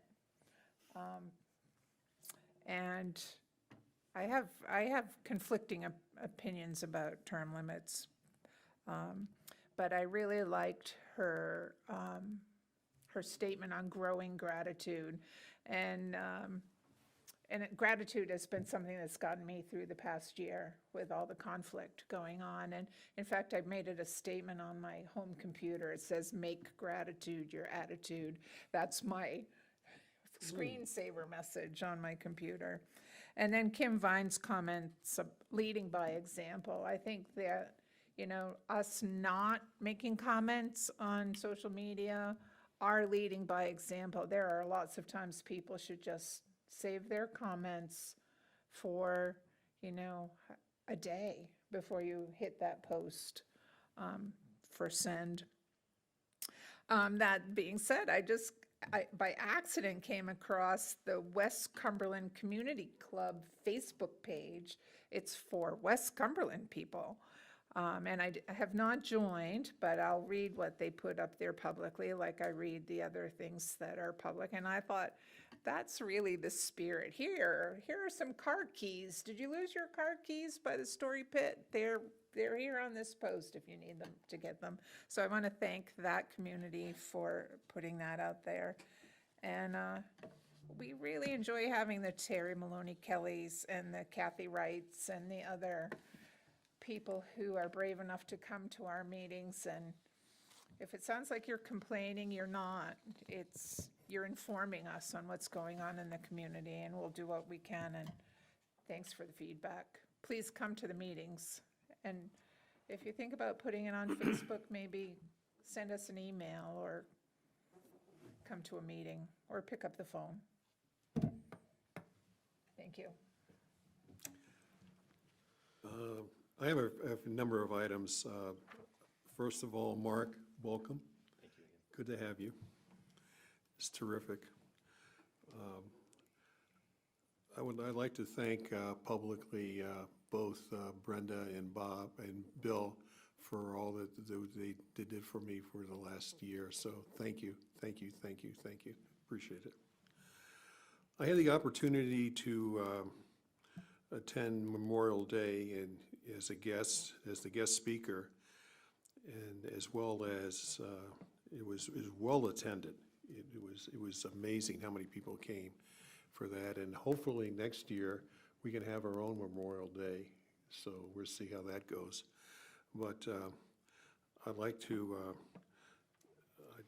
It was well attended, and I got to tell you, Bert Kendall, who I think we all know, did a terrific job as the master of ceremonies. The planning board meets tomorrow evening, and one of the things is George was the liaison with me, and we need to replace him. So we need to think about that in short order here, because tomorrow is tomorrow. Speaking of George, we talked about it. I got to tell you, I'm going to miss him a lot. And his insights were so important to me. So, George, thank you. I really do miss you already.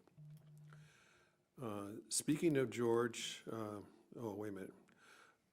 The food pantry was held last week, and we have a few changes. Our numbers are down, which is a good thing in a way. However, we are changing the dates, the times that we're going to be open during the summer.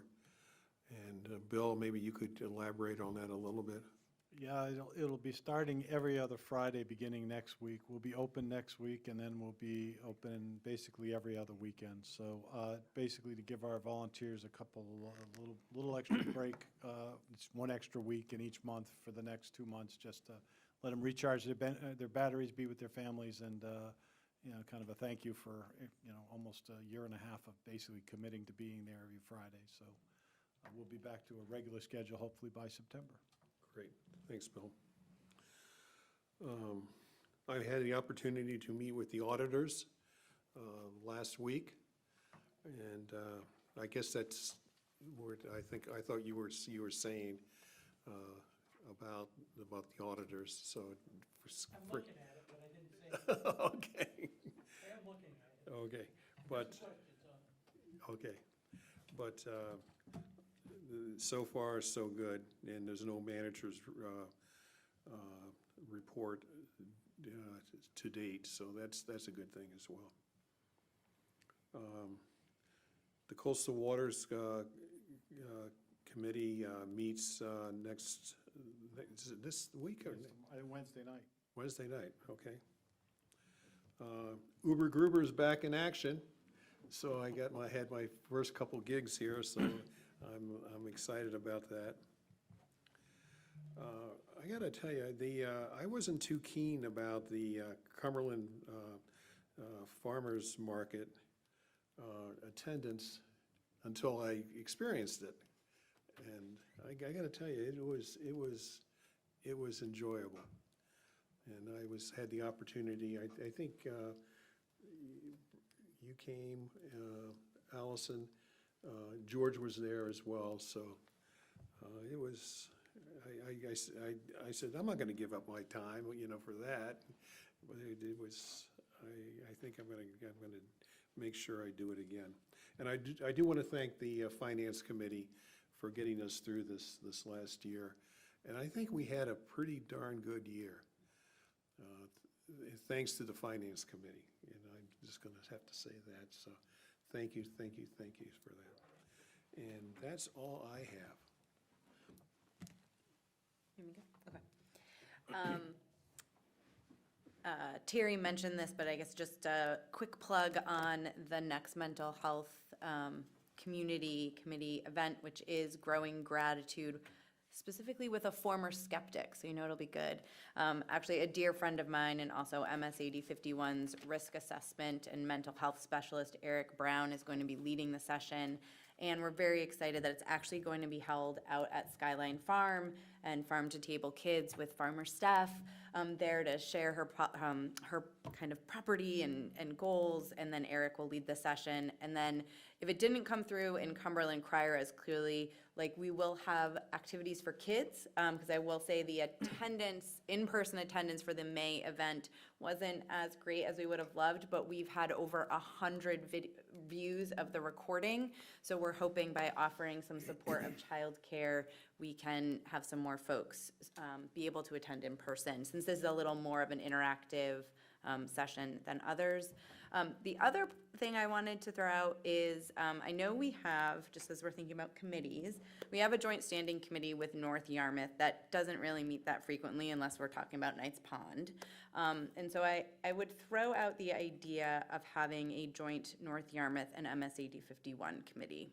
And having a mission around sharing of priorities and ensuring alignment across all three of these groups, these leadership groups in our town. Again, I know we really never convened the Cumberland North Yarmouth one unless it was on Knights Pond, kind of thinking like, oh, that's the only thing we have in common. I think over the last year, it's become very clear that, again, with the schools being such the anchor point, that there is a very strong connection across all three of these leadership groups and probably warrants a more consistent connection point throughout the year. So just an idea. Very good. I agree with you, Allison, on the Cumberland North Yarmouth. I just think the instability in North Yarmouth is just really not allowed it. I mean, I don't know how many times we propose combining services, combining equipment purchases, and we just think we're getting there, and then the council blows up, and I think it's too bad. Just a few things is, one thing you'll find, Mark, you'll never hear this council say is you're wrong. We might say we disagree, we have a different opinion, but we never say you're wrong. We really do respect other people's position. I was disgusted by having one of our citizens come up here tonight and express a view and was called ignorant. I just don't think there's any place for that in our community. There's also no place to do some of the activities at somebody's daycare or their homes, and we've talked about just respecting, you've got to, look, I have no problem being criticized as a public official, but you don't go to somebody's home, you don't go to their church, and you don't go to their daycare. I'm just saddened by it. I want to congratulate, or thank you, Tom. You really, a good job. I have a lot of respect for you in the last year. You've done well. Thanks, Mike. It reminds me of, when you and I ran against each other for town council a number of years ago. I remember a comment by your granddaughter to you was, Grampy, I can't believe how friendly and polite you guys are to each other. I lost that election, and rightfully so. I mean, and I gained more respect out of you about that, Tom, so well done. Thank you, Mike. And I want to congratulate Bob and Allison. Allison, you and Mark, you last year and Mark have shown real grace in, when Bill left and now George is gone.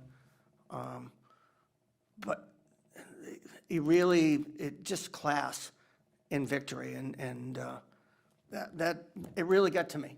I mean, Allison, you showed up last year to Bill's party that we're here in the council chamber. You didn't have to, but you did. And even Bill will talk about how classy you are. And Mark, you on social media thanking George for his service. You didn't have to do it, but you did it. And that was just great.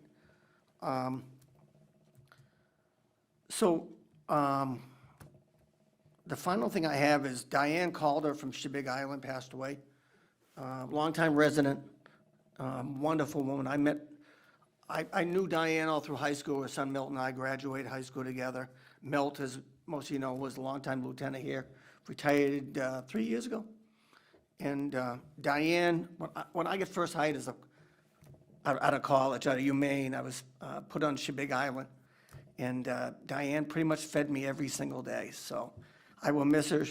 She and her husband Dick were just class acts, and I'm just thinking about their family. So that's all I have, Mr. Chairman.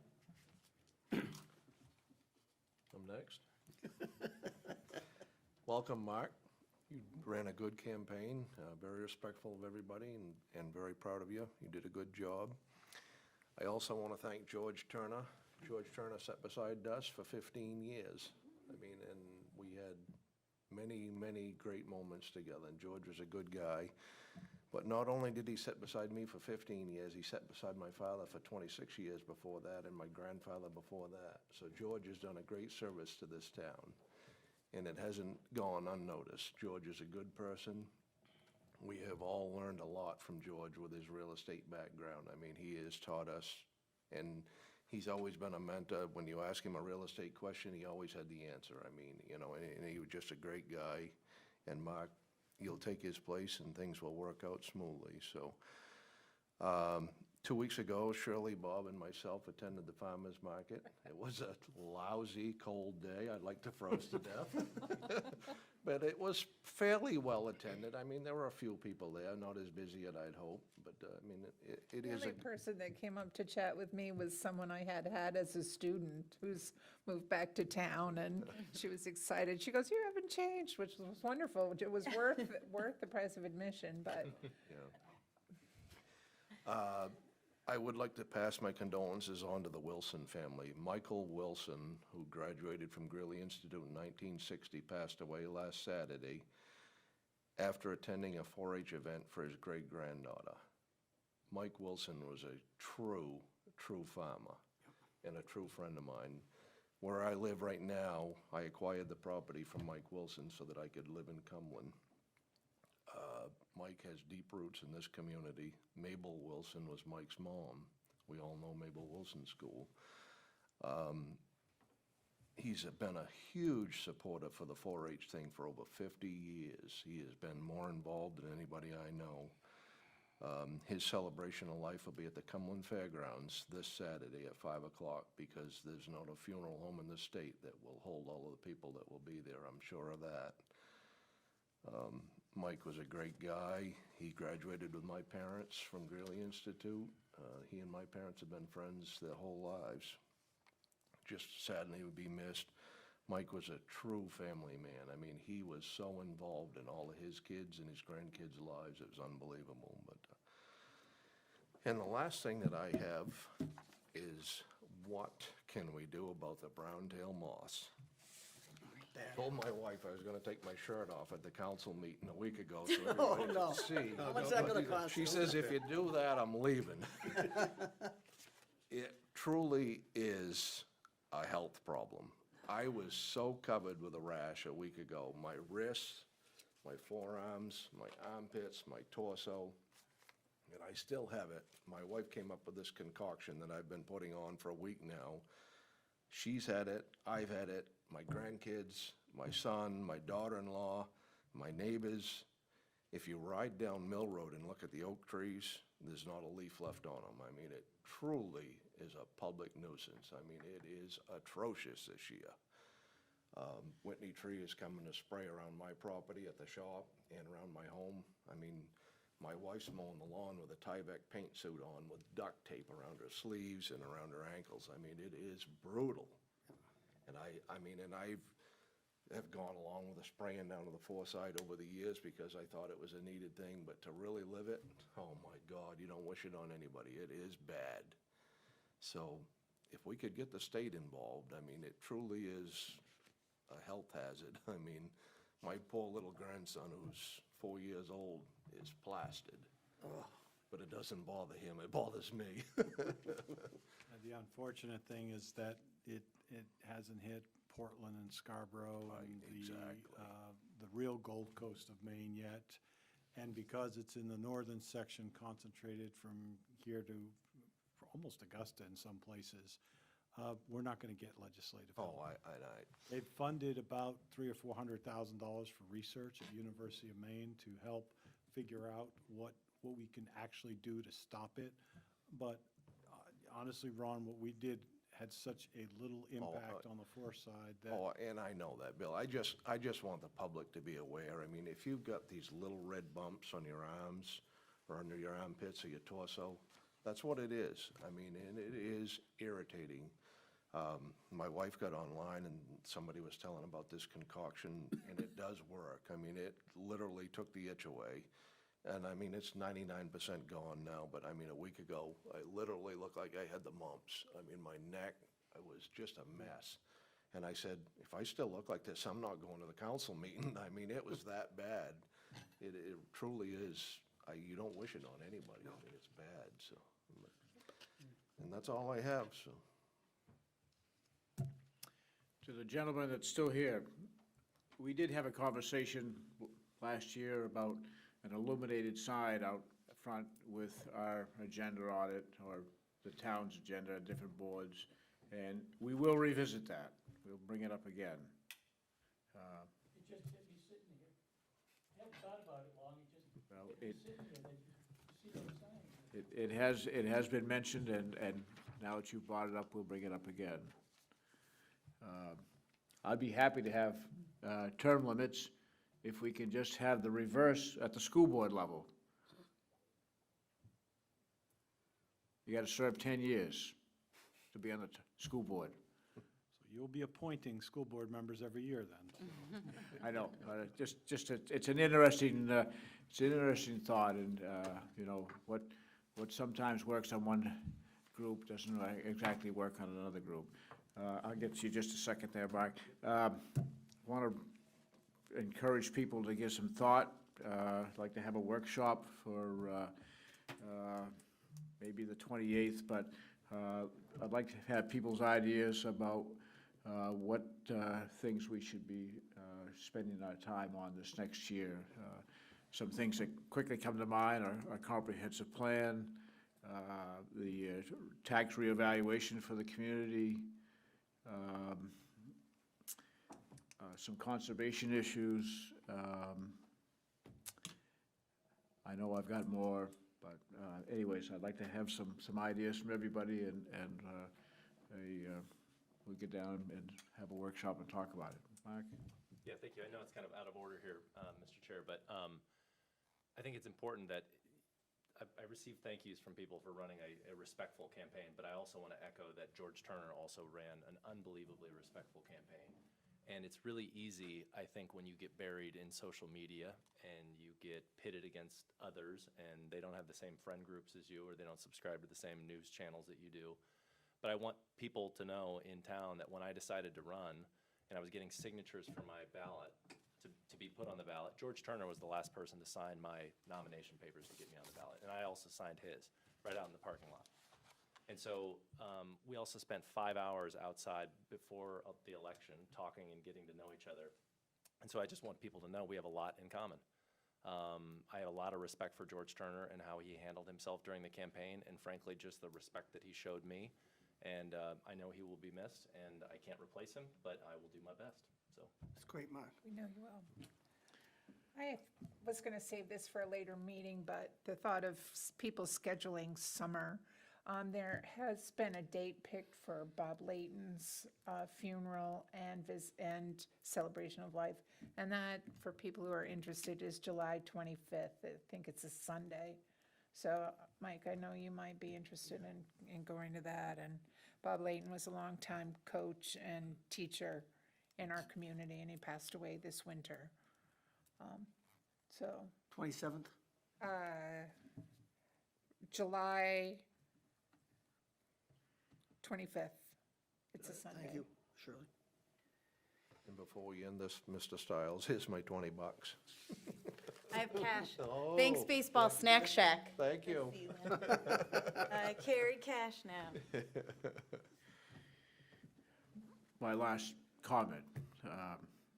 This past year has been difficult for a number of different issues. A pandemic, some devices in this community, which likes of it, I hope we never see again. And we will, must, can do better. And I challenge us all to make it known that this is a welcoming community and that we're not,